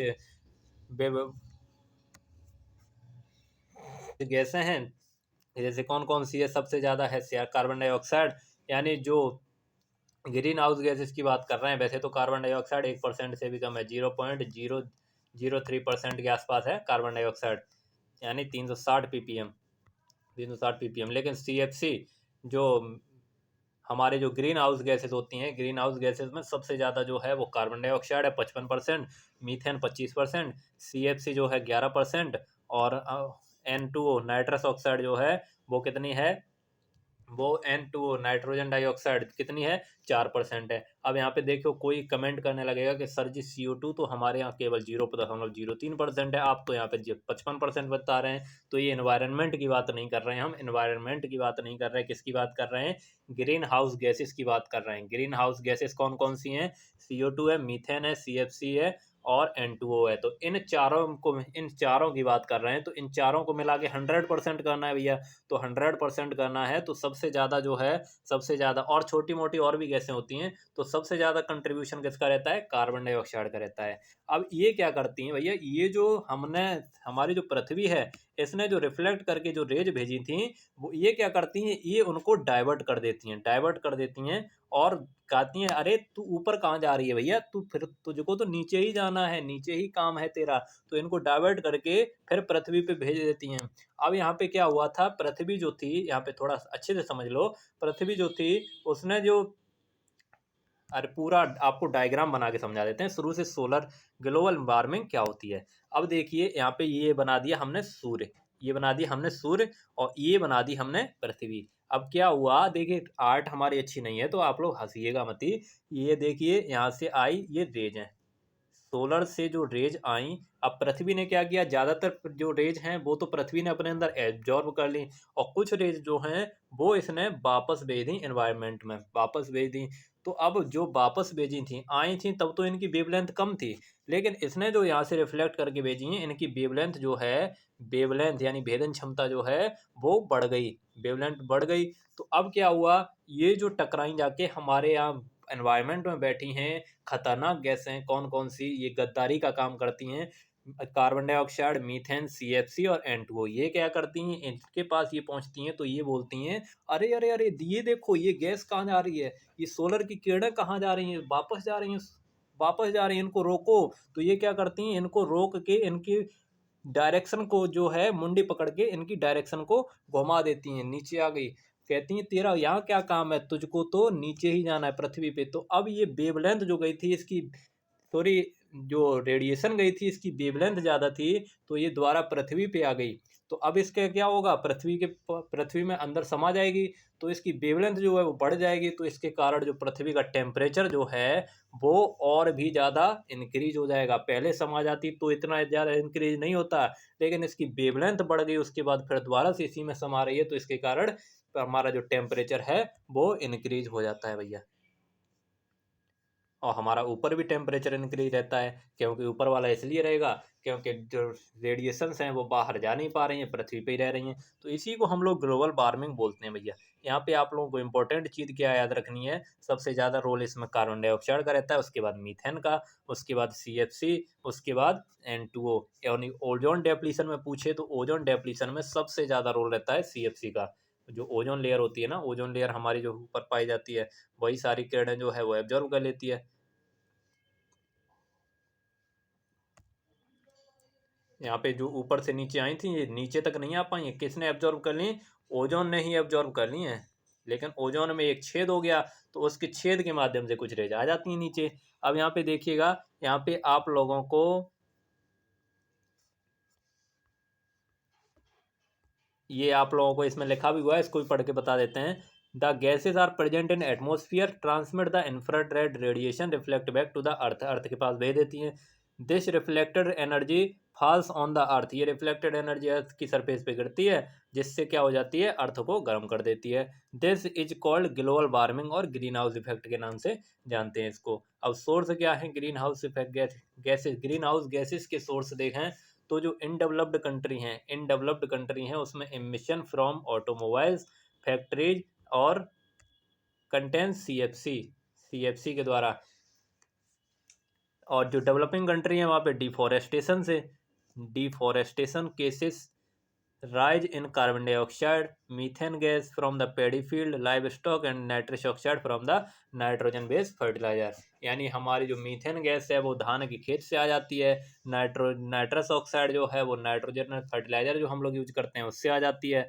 डिफॉरेस्टेशन से तो हमारी कार्बन डाइऑक्साइड बढ़ ही रही है। तो इस प्रकार से जो डेवलपिंग कंट्री है, हमारी जो इंडिया कंट्री है वो भी क्या है, एक डेवलपिंग कंट्री है। तो इस प्रकार से ओजोन को डेप्लीशन करने वाली जो ग्रीन हाउस गैसेस हैं उनके स्रोत हैं ये। अब देखिए इफेक्ट क्या पड़ते हैं, ग्लोबल वार्मिंग के इफेक्ट क्या पड़ते हैं। तो इफेक्ट की बात करें तो ओवरऑल टेम्परेचर जो है वो इंक्रीज हो जाता है, अर्थ सरफेस का ओवरऑल टेम्परेचर इंक्रीज हो जाता है। यहाँ पे देखिएगा 1.4 डिग्री फ़ारेनहाइट जो है वो फर्स्ट ऑन सेंचुरी की शुरुआत में 1.4 डिग्री फ़ारेनहाइट जो है वो इंक्रीज हो गया था, लेकिन ये अनुमान लगाया गया है कि नेक्स्ट सेंचुरी आने पर 5 डिग्री फ़ारेनहाइट टेम्परेचर जो है वो इंक्रीज हो जाएगा, इसी की वजह से, ग्लोबल वार्मिंग की वजह से। कॉजेस चेंज इन क्लाइमेट ट्रीमेंडसली, इससे क्या हो रहा है, जो हमारी क्लाइमेट है उसमें चेंज आ रहा है, कभी बारिश हो जा रही है, कभी सर्दी पड़ जा रही है, कभी गर्मी पड़ जा रही है। सर्दी भी देखिए अभी कभी कभी थोड़े बहुत दिन के लिए सर्दी पड़ती है, वैसे ज़्यादा से ज़्यादा समय क्या रहता है, गर्मी जो है, गर्मी अब ज़्यादा पड़ने लगी है। तो इससे क्या हो रहा है, इससे हमारी क्रॉप जो है उनको सही टेम्परेचर नहीं मिल पा रहा है, जिसकी वजह से ईल्ड भी प्रभावित हो रही है। अब देखिए यहाँ पे जरा लगातार टेम्परेचर बढ़ेगा तो आइस जो है पिघलने लगेगी पोलर रीजन्स पे, जिसके कारण समुद्र लेवल बढ़ जाएगा, सी लेवल बढ़ जाएगा, जिससे जो उसके कोस्टल एरिया, उसके किनारे के जो एरिया हैं वो सबमर्ज हो जाएंगे, डूब जाएंगे। और ड्राउट जो है, वार्मर रीजन जो है, जो गर्म क्षेत्र हैं वहाँ पे सूखा पड़ जाएगा, क्योंकि बारिश नहीं होगी, धूप इतनी तेज पड़ेगी, गर्मी इतनी ज़्यादा बढ़ जाएगी, तो वहाँ पे क्या पड़ जाएगा, सूखा पड़ जाएगा। तो ये सारे इफेक्ट देखने को मिल सकते हैं ग्लोबल वार्मिंग के। अब आप लोग भी कुछ कंट्रीब्यूशन कर सकते हैं। आप लोग ये प्रण ले लीजिए कि आप लोगों को अपना जब जन्मदिन होता है, अपने जन्मदिन पर क्या करना है, अपने जन्म दिवस पर, हर जन्म दिवस पर आप लोगों को एक पेड़ लगाना है। कब है आप लोगों का जन्म दिवस, तो उस दिन आप लोग अपने बर्थडे पे ये प्रण ले लीजिए कि एक एक पेड़ सभी लोगों को लगाना है। अगर आप सभी लोगों ने ये प्रण ले लिया ना, तो ग्लोबल वार्मिंग को हम लोग बचा सकते हैं। यहाँ पे देखिएगा एग्रोनॉमी जो है, एग्रोनॉमी की बात कर लेते हैं। अब तीसरा चैप्टर हम लोगों का शुरू हो चुका है। एग्रोनॉमी देखिए, माइकोराइजा जो है एक सिम्बायोटिक एसोसिएशन क्रिएट करता है, किसके बीच में, फंगस और रूट्स ऑफ हायर प्लांट्स के रूप बीच में। बेम जो है, बेम का पूरा नाम होता है बेस्कुलर अर्वेस्कुलर माइकोराइजा। ये फॉस्फोरस सोल्युलाइजिंग फंजाई जो है इन प्लांट्स में यूज किया जाता है, फॉस्फोरस सोल्युलाइजिंग फंजाई के रूप में प्लांट्स में यूज किया जाता है। सीरियल्स जो होती हैं उनमें कमी पाई जाती है लाइसिन अमीनो एसिड की, और लेग्यूम्स में मैथ्यूनिन अमीनो एसिड की कमी पाई जाती है। पॉवर टिलर जो है वो पैडी के कल्टीवेशन के लिए सूटेबल है। अमोनियम फॉस्फेट में 15% नाइट्रोजन होता है, 62% फॉस्फोरस होता है। अमोनियम फॉस्फेट में 15% नाइट्रोजन, 62% फॉस्फोरस होता है। टीजेड टेस्ट या टेट्राजोलियम टेस्ट जो है वो सीड की वायबिलिटी के लिए किया जाता है। बेड नर्सरी जो होती है राइस की, उसमें कितना पानी भरा रहना चाहिए, 5 सेंटीमीटर पानी भरा रहना चाहिए। पड़लिंग की जाती है राइस में, उसके लिए भी 5 सेंटीमीटर। कितनी गहराई पे की जाती है पड़लिंग, 5 सेंटीमीटर पे की जाती है। अल्ट्रावायलेट रेडिएशन जो हैं वो ओजोन लेयर के द्वारा एब्जॉर्ब कर ली जाती हैं। First Indian director of IRI कौन है, doctor B Vishwanath. Most critical stage of, सबसे क्रिटिकल स्टेज बीट इरिगेशन की सीआरआई स्टेज 21 दिन पे। Jhuming practice eastern part of India, India के ईस्टर्न पार्ट में जूमिंग प्रैक्टिस की जाती है। अब यहाँ पे देखिएगा basic object of sustainable agriculture, sustainable agriculture का बेसिक ऑब्जेक्ट क्या है, इकोलॉजिकल बैलेंस। क्या है, इकोलॉजिकल बैलेंस। दिमाग में एक सवाल आ रहा होगा, अगर आ रहा है तो आप लोग ध्यान से पढ़ रहे हैं, और नहीं आ रहा है तो आप लोग इसका मतलब ध्यान से नहीं पढ़ रहे हैं। यहाँ पे देखिए, आप लोग सोच रहे होंगे कि अभी तो आप लोगों ने बताया कि नॉर्थन इंडिया में है, और यहाँ पे लिखा है ईस्टर्न पार्ट ऑफ इंडिया। तो वहाँ पे आप लोगों ने देखा होगा कि मैंने कहा बताया, जो पहाड़ी एरिया है, जो पहाड़ी नॉर्थ के पहाड़ी एरिया, वैसे आपका मध्य प्रदेश और झारखंड, झारखंड कहाँ पड़ता है, झारखंड आप लोगों का ईस्ट में ही तो पड़ता है ना, ईस्ट साइड में आप लोगों का झारखंड पड़ता है। इसके बगल में बिहार पश्चिम बंगाल के बगल में पड़ता है, और उत्तर प्रदेश से भी थोड़ा लगा हुआ है। तो ये क्या है, यहाँ पे ईस्टर्न पार्ट ऑफ इंडिया, इसलिए यहाँ पे लिखा हुआ है। वैसे जो हिल्स की बात करें तो hills northern part of northern India में। यहाँ पे देखिएगा बेसिक ऑब्जेक्टिव जो है, अगर आप लोगों के पेपर में क्वेश्चन पूछ लेता है, क्वेश्चन पूछ लेता है कि झूमिंग प्रैक्टिस कहाँ की जाती है, तो आप लोग क्या लगाएंगे, ईस्टर्न पार्ट ऑफ इंडिया में। और नॉर्थ वाली जो हिल्स हैं उसमें तो थोड़ा बहुत देखने को मिल जाता है। यहाँ पे देखिएगा, टू हेलोफाइट्स, जो प्लांट्स जो हैं वो साल्ट में ग्रो हो जाते हैं, साल्ट वाटर में ग्रो हो जाते हैं, उनको हेलोफाइट्स बोलते हैं। क्रॉप कैनोपी टेम्परेचर मेजर करने के लिए इंफ्रारेड थर्मोमीटर का यूज करते हैं। किसका, इंफ्रारेड थर्मोमीटर का यूज करते हैं। रिक्लेमेशन डिजीज जो है वो कॉपर की कमी से होता है।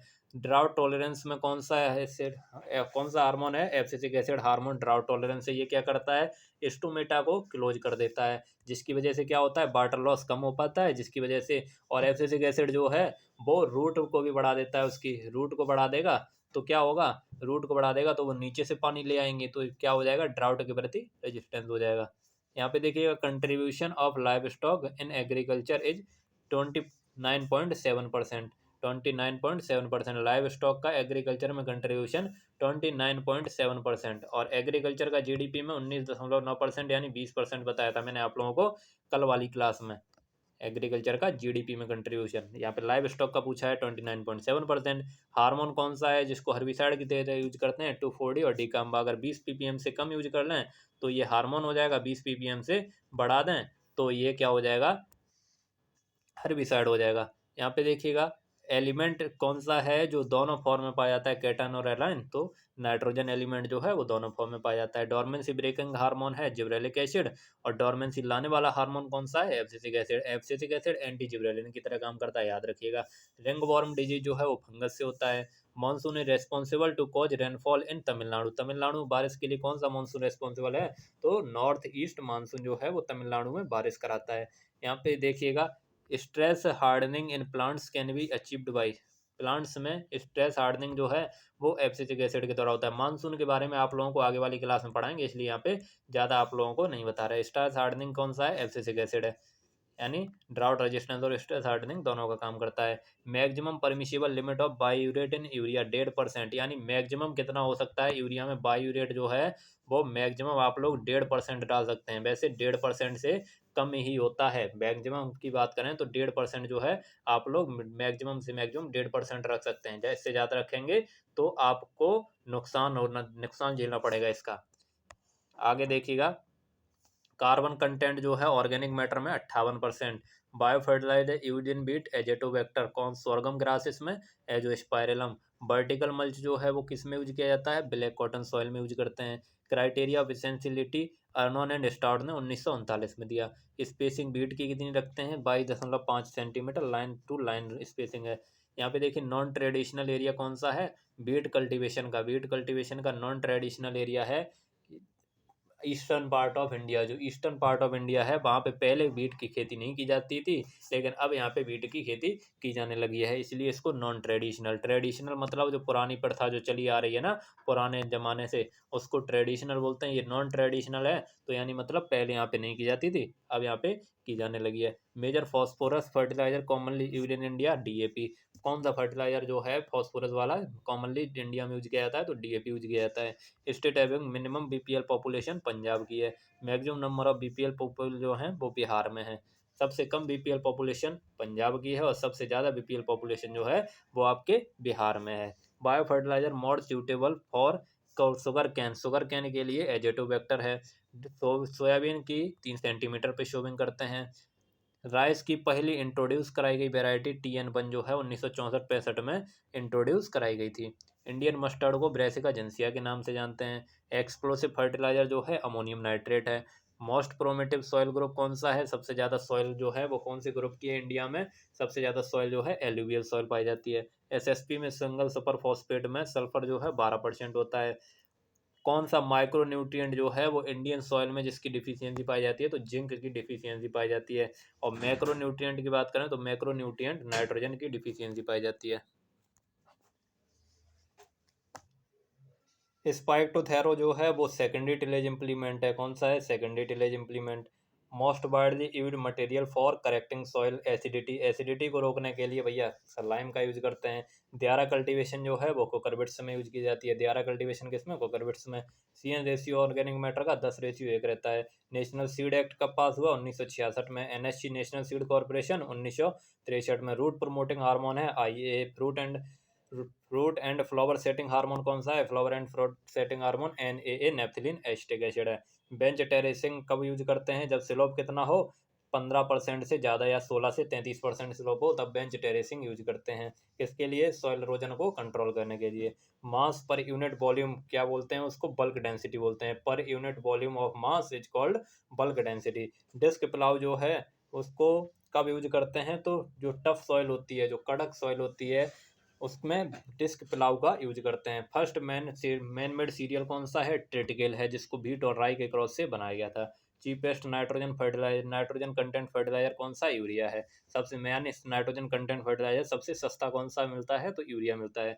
यूरिया हाइड्रोलिसिस से पहला प्रोडक्ट कौन सा बनाया गया? तो अमोनियम कार्बामेट बनाया गया, अमोनियम कार्बामेट। नाबार्ड जो है, नाबार्ड की स्थापना 12 जुलाई 1982 को हुई थी। 12 जुलाई 1982 को हुई थी। किसकी रिकमेंडेशन पर हुई थी? तो शिवरमन कमेटी की रिकमेंडेशन पर हुई थी।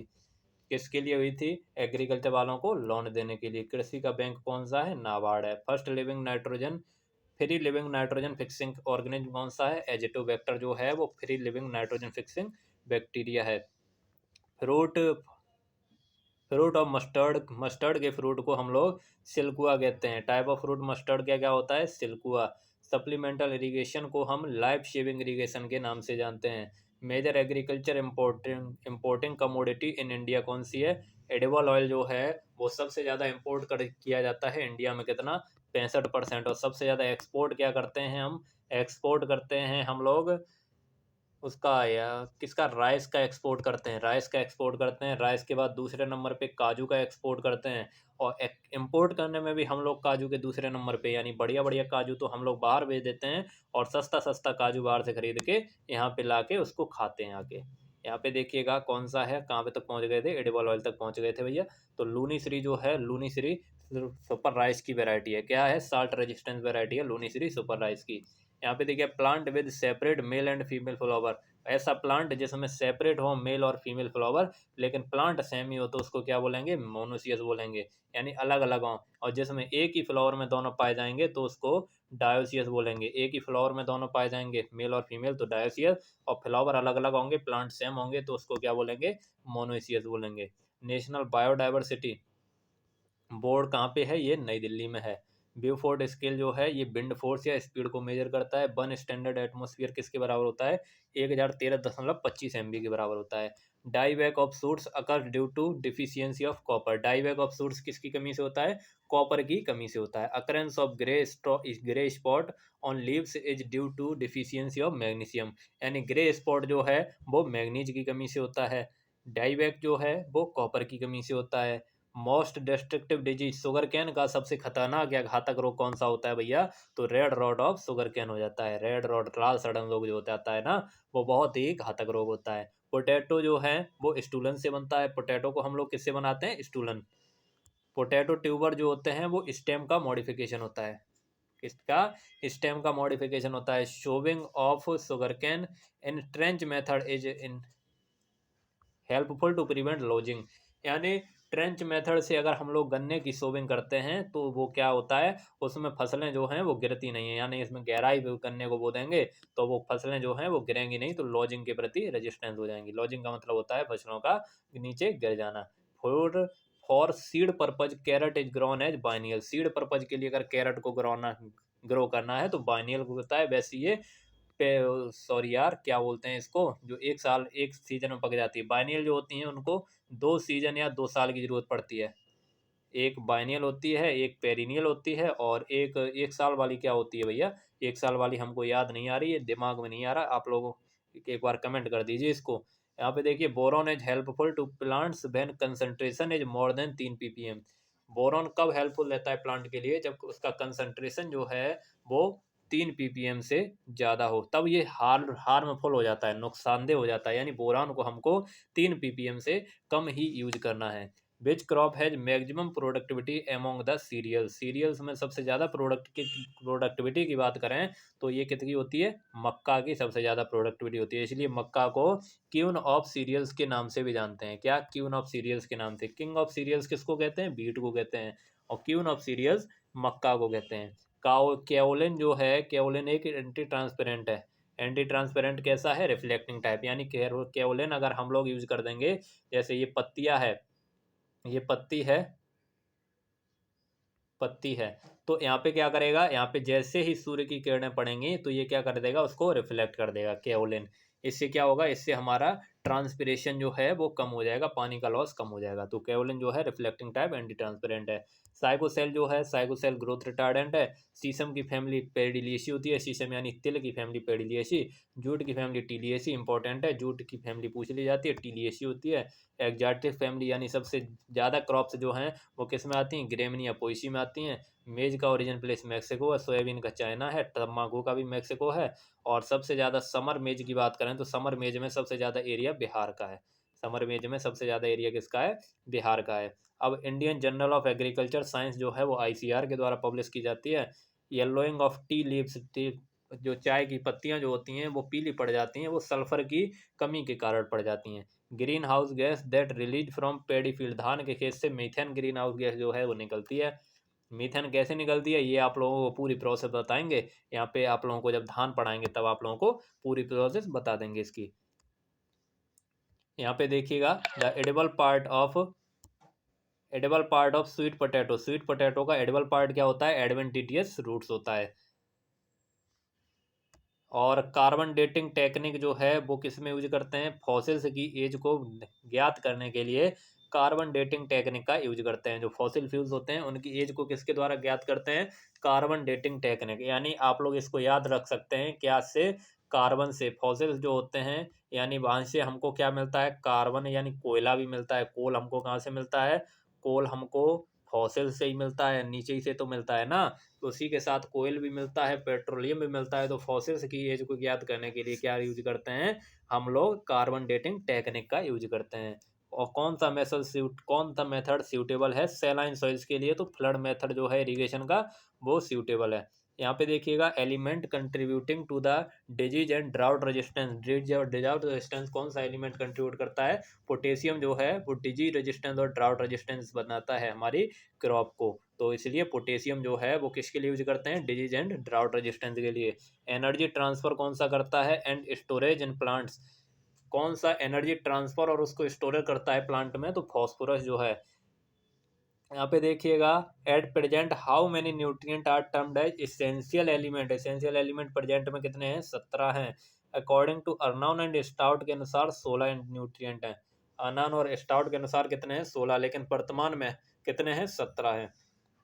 एपिकल बर्ड डोमिनेंस किसकी कमी से किसकी वजह से होता है, ऑक्सीजन हार्मोन जो होता है वो एपिकल बर्ड डोमिनेंस करता है, यानी ऊपर की तरफ ग्रोथ जो है वो होती रहती है। Highest consumption of potash fertiliser सबसे ज़्यादा महाराष्ट्र का है। Highest production of cereal crops in world beet का है। सबसे ज़्यादा सीरियल क्रॉप्स में वर्ल्ड में बात करें तो बीट है, लेकिन इंडिया में बात करें तो इंडिया में सबसे ज़्यादा सीरियल में राइस का प्रोडक्शन होता है। सीड रेट सोरगम की 9 से 12 किलोग्राम। डी सकरिंग जो है वो तंबाकू में की जाती है।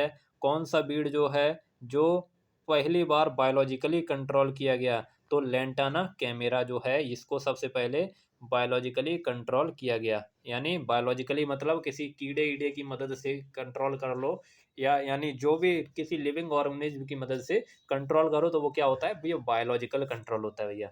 यहाँ पे देखिएगा state where seed law adopted, seed law adopted Karnataka में किया गया। सॉइल मॉइस्चर टेंशन जो है वो टेंसियोमीटर से मेजर करते हैं। एवापो ट्रांसपिरेशन जो है वो लाइसीमीटर।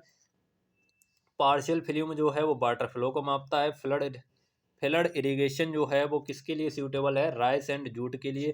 फर्टिलाइजर एप्लीकेशन किसके द्वारा करते हैं, फर्टिलाइजर एप्लीकेशन करते हैं इरिगेशन के समय, तो उसको फर्टिगेशन बोलते हैं।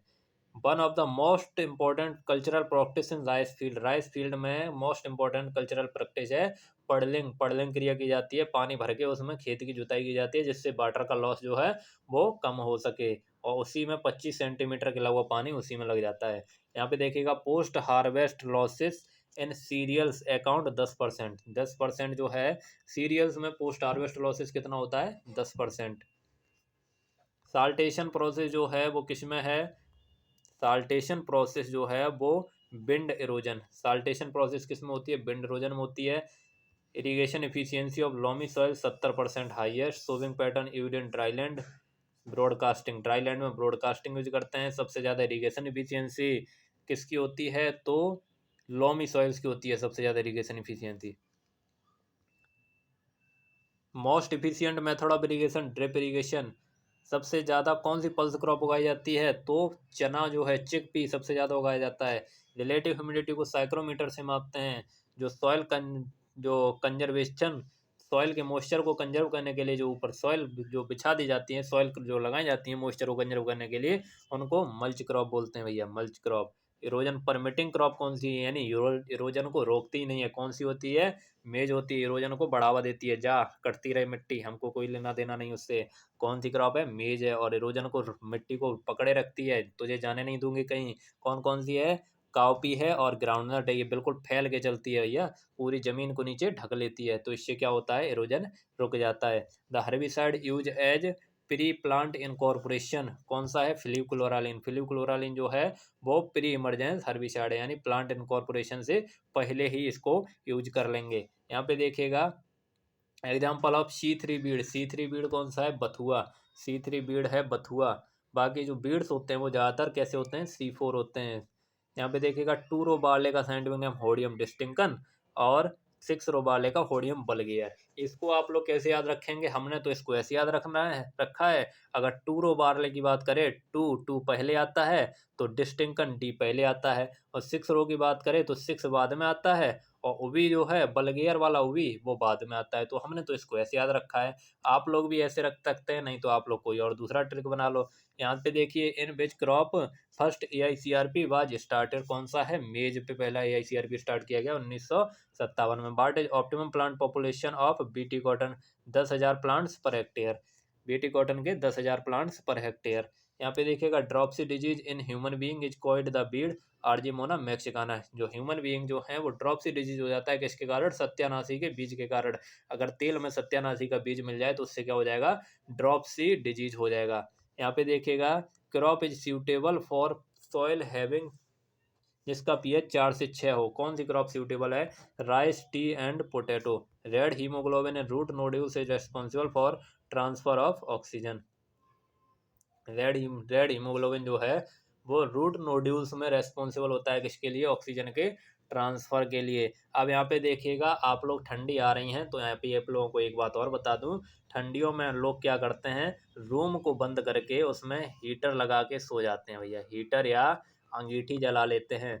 तो इससे क्या होता है, इससे उससे निकलती है कार्बन मोनोऑक्साइड गैस निकलती है।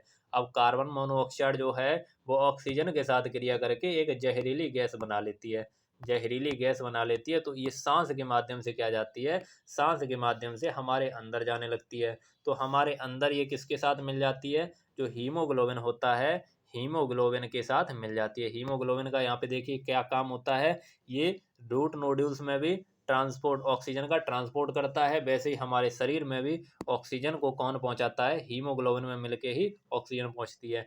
अब ये जो उसका जहरीली गैस होती है वो हीमोग्लोबिन में मिल जाती है, जिससे हमारा क्या हो जाता है, हमारी बॉडी में ऑक्सीजन की कमी हो जाती है, जिससे आप लोगों को हार्ट अटैक या और भी कोई समस्याएं देखने को मिल जाती हैं, जिससे आदमी की मृत्यु हो जाती है। तो इसलिए आप लोग क्या करेंगे, आप लोग अगर ऐसा करते हैं, अगर रूम में हीटर वगैरह जला के सोते हैं, रूम में हीटर या अंगीठी, और रूम को पूरा बंद कर लेते हैं, खुला है तो कोई दिक्कत नहीं है, लेकिन उसको अगर पूरा बंद कर लेते हैं तो ऐसा आप मत करिएगा, ऐसे आप लोगों को ये प्रॉब्लम हो सकती है। यहाँ पे देखिएगा annual rainfall in Rajasthan is about 500 से 575 mm। Ammoniacal plants sugar cane and rice, ammonophilic plant कौन से हैं, शुगर कैन और राइस अमोनोफिलिक प्लांट हैं। Country having 100% of the crop area under irrigation, कौन सा है, इजिप्ट। इजिप्ट जो है उसका 100% क्रॉप एरिया जो है वो कैसा है, इरीगेटेड है, 100% इरीगेटेड फार्मिंग की जाती है वहाँ पे। Country having highest irrigation efficiency, सबसे ज़्यादा इरीगेशन एफिशिएंसी किसकी है, इजराइल की है। Country having highest irrigated area, सबसे ज़्यादा इरीगेटेड एरिया की बात करें, देखिए परसेंट 100% इजराइल का है, लेकिन सबसे ज़्यादा इरीगेटेड एरिया हमारे देश इंडिया का है, हमारा भारत महान। यहाँ पे देखिए ऑप्टिकल वेवलेंथ इन remote censoring range, remote censoring में ऑप्टिकल वेवलेंथ की रेंज कितनी रखते हैं, तो 0.3 से 15 माइक्रोमीटर, कितना, 0.3 से 15 माइक्रोमीटर रखते हैं। यहाँ पे देखिएगा India is the first country to develop the use of hybrid in bajra and the first variety, India पहली कंट्री है जिसने बाजरे में हाइब्रिड डेवलप किया, और पहली वैरायटी है HB फर्स्ट हाइब्रिड बाजरा बन, 1965 में डेवलप कर दी। In India which crop is having maximum area under irrigation, कौन सी क्रॉप का मैक्सिमम एरिया है इरीगेशन के अंडर, तो बीट का है। Most extensively grown fruit crop in the world, कौन सा है, मैंगो। फ्रूट क्रॉप में सबसे ज्यादा वर्ल्ड में उगने वाला कौन सा पौधा है, मैंगो है भैया। यहाँ पे देखिएगा Pusa giant is the variety of बरसीम, नेपियर ग्रास एंड पपाया, कौन सा, पूसा जायंट जो है बरसीम की भी है, नेपियर ग्रास की भी है, और पपाया की भी वेराइटी है, याद रखिएगा। Type of soil which, type of soil water which is most useful for plant, कौन सा सॉइल वाटर जो है वो कैपिलरी वाटर जो है वो मोस्ट सूटेबल रहता है प्लांट के लिए। एक हाइग्रोस्कोपिक वाटर होता है, कैपिलरी वाटर होता है, और एक और कोई होता है, 3 प्रकार का पानी होता है। आप लोग कमेंट सेक्शन में कमेंट करके बता दीजिए, तीनों के नाम लिख दीजिए कौन कौन से प्रकार के वाटर होते हैं। तो क्रॉप के लिए कौन सा यूजफुल रहता है, कैपिलरी वाटर यूज होता है। इक्वेटर डे जो है, इक्वेटर डे पे दिन और रात हमेशा क्या रहते हैं, इक्वल रहते हैं। इक्वेटर, इक्वेटर जो होता है, इक्वेटर कौन सा होता है, इक्वेटर यहाँ पे होता है। तो इक्वेटर जो है, इक्वेटर पे कैसे इक्वल रहते हैं भैया, तो इक्वेटर जो है, इक्वेटर यहाँ पे जो वाला हिस्सा है, यहाँ पे दिन और रात जो हैं वो हमेशा इक्वल रहते हैं। तो यहाँ पे देखिएगा atmospheric pressure always decrease with altitude, atmospheric pressure always किसके साथ डिक्रीज होता है, एल्टीट्यूड के साथ डिक्रीज होता है। Horizontal heat transfer from warmer area to colder area, cooler area, इस इफेक्ट को क्लॉथलिन इफेक्ट बोलते हैं। यानी हॉरिजॉन्टल हीट ट्रांसफर हो रहा है वार्मर एरिया से कूलर एरिया की तरफ, तो क्या बोलेंगे वार्मर एरिया, सीधी सी बात है वार्म एरिया से ही कूलर एरिया की तरफ हीट का ट्रांसफर होगा। यानी जो चीज़ गर्म होगी और जो चीज़ ठंडी होगी तो गर्म वाली ठंडे की तरफ तब तक जाती रहेगी जब तक दोनों का टेम्परेचर क्या ना हो जाए, समान ना हो जाए। तो अगर हॉरिजॉन्टली हो रहा है, ऐसे हो रहा है हॉरिजॉन्टली, तो क्या बोलेंगे क्लॉथ लाइन इफेक्ट बोलेंगे। और वर्टिकली हो रहा है तो उसको बोलेंगे ओएसिस इफेक्ट। क्या बोलेंगे? ओएसिस इफेक्ट बोलेंगे। हॉरिजॉन्टली क्लॉथ लाइन इफेक्ट और वर्टिकली ओएसिस इफेक्ट। और नाइट्रोजन रिडक्शन के लिए कौन सा एंजाइम है? नाइट्रोजनेज। नाइट्रोजन रिडक्शन वाला एंजाइम कौन सा है? Nitrogenase. The element of nitrate reduction is molybdenum. कौन सा है? Molybdenum. Most of field crops require the pH range for 6.5 से 7। ज़्यादातर क्रॉप्स जो होती हैं उनका पीएच रेंज कितना होता है? 6.5 से 7। अब 1 मिनट रुक जाइए भैया, पानी पी लेने दीजिए, थोड़ा गला सूख रहा है।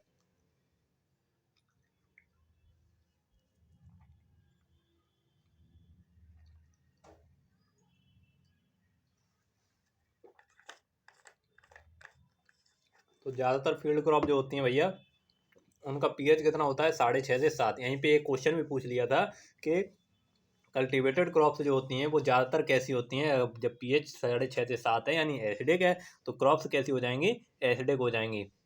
ये इफको के एग्जाम में पूछा गया था 2009 में। अब यहाँ पे देखिएगा depth of water required by crop is known as delta. यानी कितनी गहराई तक पानी देना है। डेल्टा और ड्यूटी, ये दो चीज़ आप लोग याद रख कर लीजिएगा। आप लोगों को एक बढ़िया सा तरीका बताता हूँ याद करने का। यहाँ पे देखिएगा डेप्थ ऑफ वाटर पूछे, यानी कितनी गहराई पे पानी देना है। कितनी गहराई पे क्रॉप को पानी देना है वो कौन डिसाइड करता है? डेल्टा डिसाइड करता है। कौन? डेल्टा डिसाइड करता है। और irrigation related by 1 cusec discharge of water, यानी हमारी ड्यूटी क्या है? हमारी ड्यूटी है आप लोगों को पढ़ाना। तो हमारा जो डिस्चार्ज है, हम आप लोगों को जो पढ़ा रहे हैं उससे कितना आप लोगों को जो है वो आप लोगों को पल्ले पड़ रहा है, तो वो क्या हो गई? वो ड्यूटी हो गई भैया। तो यहाँ पे देखिएगा area irrigated by 1 cusec discharge of water, 1 cusec discharge of water से कितना एरिया इरीगेट हो रहा है वो हो जाएगी आपकी ड्यूटी। और कितनी गहराई पे देना है वो हो जाएगा आपका डेल्टा। डेल्टा और ड्यूटी में बहुत सारे लोग कंफ्यूज रहते हैं, तो आप लोग इसको याद कर लेंगे। गहराई की बात करें तो डेल्टा हो जाएगा, और एक क्यूसेक डिस्चार्ज ऑफ वाटर से कितना एरिया की बात करें, तो क्या हो जाएगा? ड्यूटी हो जाएगा। एरिया ड्यूटी, और गहराई की बात करें तो डेल्टा हो जाएगा भैया। अब आगे बात कर लेते हैं। Period in days for which irrigation is supplied to crop, यानी कितने दिनों पे हमें पानी देना है क्रॉप को, तो वो होता है उसका बेस पीरियड होता है। सनफ्लावर के ऑयल में रेंसिडिटी का कारण क्या होता है? ऑक्सीडेशन। ऑक्सीडेशन से क्या होता है? वहाँ पे फैट का जो सेचुरेटेड फैट होता है उसका ऑक्सीडेशन हो जाता है, जिससे उसमें अनप्लीजेंट स्मेल आ जाती है। क्या आ जाता है? अनप्लीजेंट स्मेल आ जाती है, यानी जो स्मेल अच्छी नहीं होती है, अनप्लीजेंट स्मेल आ जाती है। वो किसके कारण होता है? वो ऑक्सीडेशन के ही कारण होता है। उसमें सेचुरेटेड फैट का ऑक्सीडेशन हो जाता है, इसको क्या बोलते हैं? रेंसिडिटी होती है सनफ्लावर में भैया। अब यहाँ पे देखिएगा वेराइटीज ऑफ ब्लैकग्राम T9 और Pant E19। Famous variety of moth bean RMO 40 और RMO 257। Elite varieties of mung bean Pusa Baisakhi और HML 668। 0.1% solution in 500 litre of water, उसमें क्या बन जाएगा? 500 ml। यानी 500 लीटर वाटर में अगर हम 0.1% सॉल्यूशन बनाएं तो कितना होगा? 500 ml। यानी 500 लीटर वाटर है और हमें किसी चीज़ का कितना 0.1% डालना है, तो हमको क्या डालना है? 500 ml। अब यहाँ पे देखिएगा कैसे हम लोगों ने 500 ml बना लिया। तो 500 लीटर का मतलब 500 लीटर भैया, 500 लीटर। तो इसको लीटर को क्या करेंगे? ml में बदल लेंगे। 1000 ml, 1000 ml। और कितना है ये? तो 0.1% है भैया। तो 0.1% को 500 लीटर में बनाएंगे तो कितना बन जाएगा? 500 ml बन जाएगा। बायोक्लाइमेटिक लॉ जो है वो किसने दिया था? हॉपकिंस ने दिया था। केमिकल शार्पनर्स जो हैं वो उनको हर्बिसाइड एंटीडोट के नाम से भी जानते हैं। केमिकल शार्पनर को हर्बिसाइड एंटीडोट के नाम से भी जानते हैं। इसका यूज जो है वो पहली बार मेज में किया गया था। इसमें मेज में किया गया था। Crop which has highest potassium uptake, पोटा पोटैटो जो है वो सबसे ज़्यादा पोटेशियम का अपटेक करती है। The low pressure area near the equator is called doldrums या ITCZ। जो इक्वेटर जो होता है, इक्वेटर के पास में, इक्वेटर के जो पास का एरिया होता है उसमें क्या हो, उसमें लो प्रेशर हो, लो प्रेशर हो तो उसको क्या बोलते हैं, डोल्ड्रम्स या ITCZ के नाम से जानते हैं। ITCZ के नाम से जानते हैं। यहीं तक है ना, तो इस क्लास में यहीं तक रखते हैं। Triacontanol is a growth stimulant obtains from triacontanol. Growth stimulant जो है वो लूसर्न की पत्तियों से मिलता है भैया। अब देखिए 39 पेज तक हो गया ना, 39 पेज तक, आगे के पेज बीच में भी 2-4 पेज और जुड़ गए थे, इस वजह से आज जो है आप लोगों का 39 पेज तक, लेकिन कल आप लोगों का 60 पेज तक हो जाएगा। उम्मीद करता हूँ आप लोगों को क्लास अच्छी लगी होगी। अगर क्लास अच्छी लगी हो तो इसको लाइक कर दीजिए, चैनल पे नए हैं तो चैनल को सब्सक्राइब जरूर कर लीजिए। और आप लोगों को देखिए, इसको आप लोग अपने और भी दोस्तों के साथ बता सकते हैं। आपके कोई और भी दोस्त हैं जिन लोगों को नहीं पता है कि नेमराज सुंडा की भी सीरीज कराई जा रही है यूट्यूब पे, तो उनको भी आप लोग बता सकते हैं, वो भी यहाँ से तैयार कर सकते हैं। यहाँ पे क्या होता है, यहाँ पे आप लोगों का रिवीजन होगा। आप लोग इसको पढ़ने का तरीका नहीं जानते होंगे।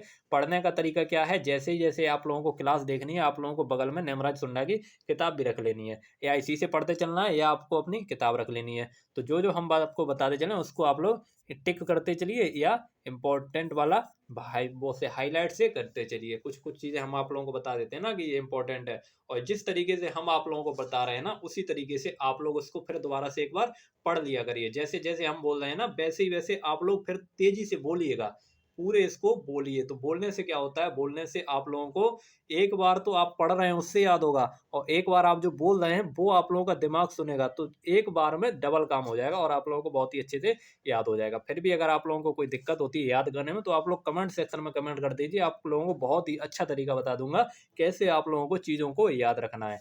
चलिए, तो मिलते हैं आप लोगों को फिर दूसरी क्लास में। तब तक के लिए ख्याल रखिए अपना, तैयारी करते रहिए। जय हिंद, वंदे मातरम।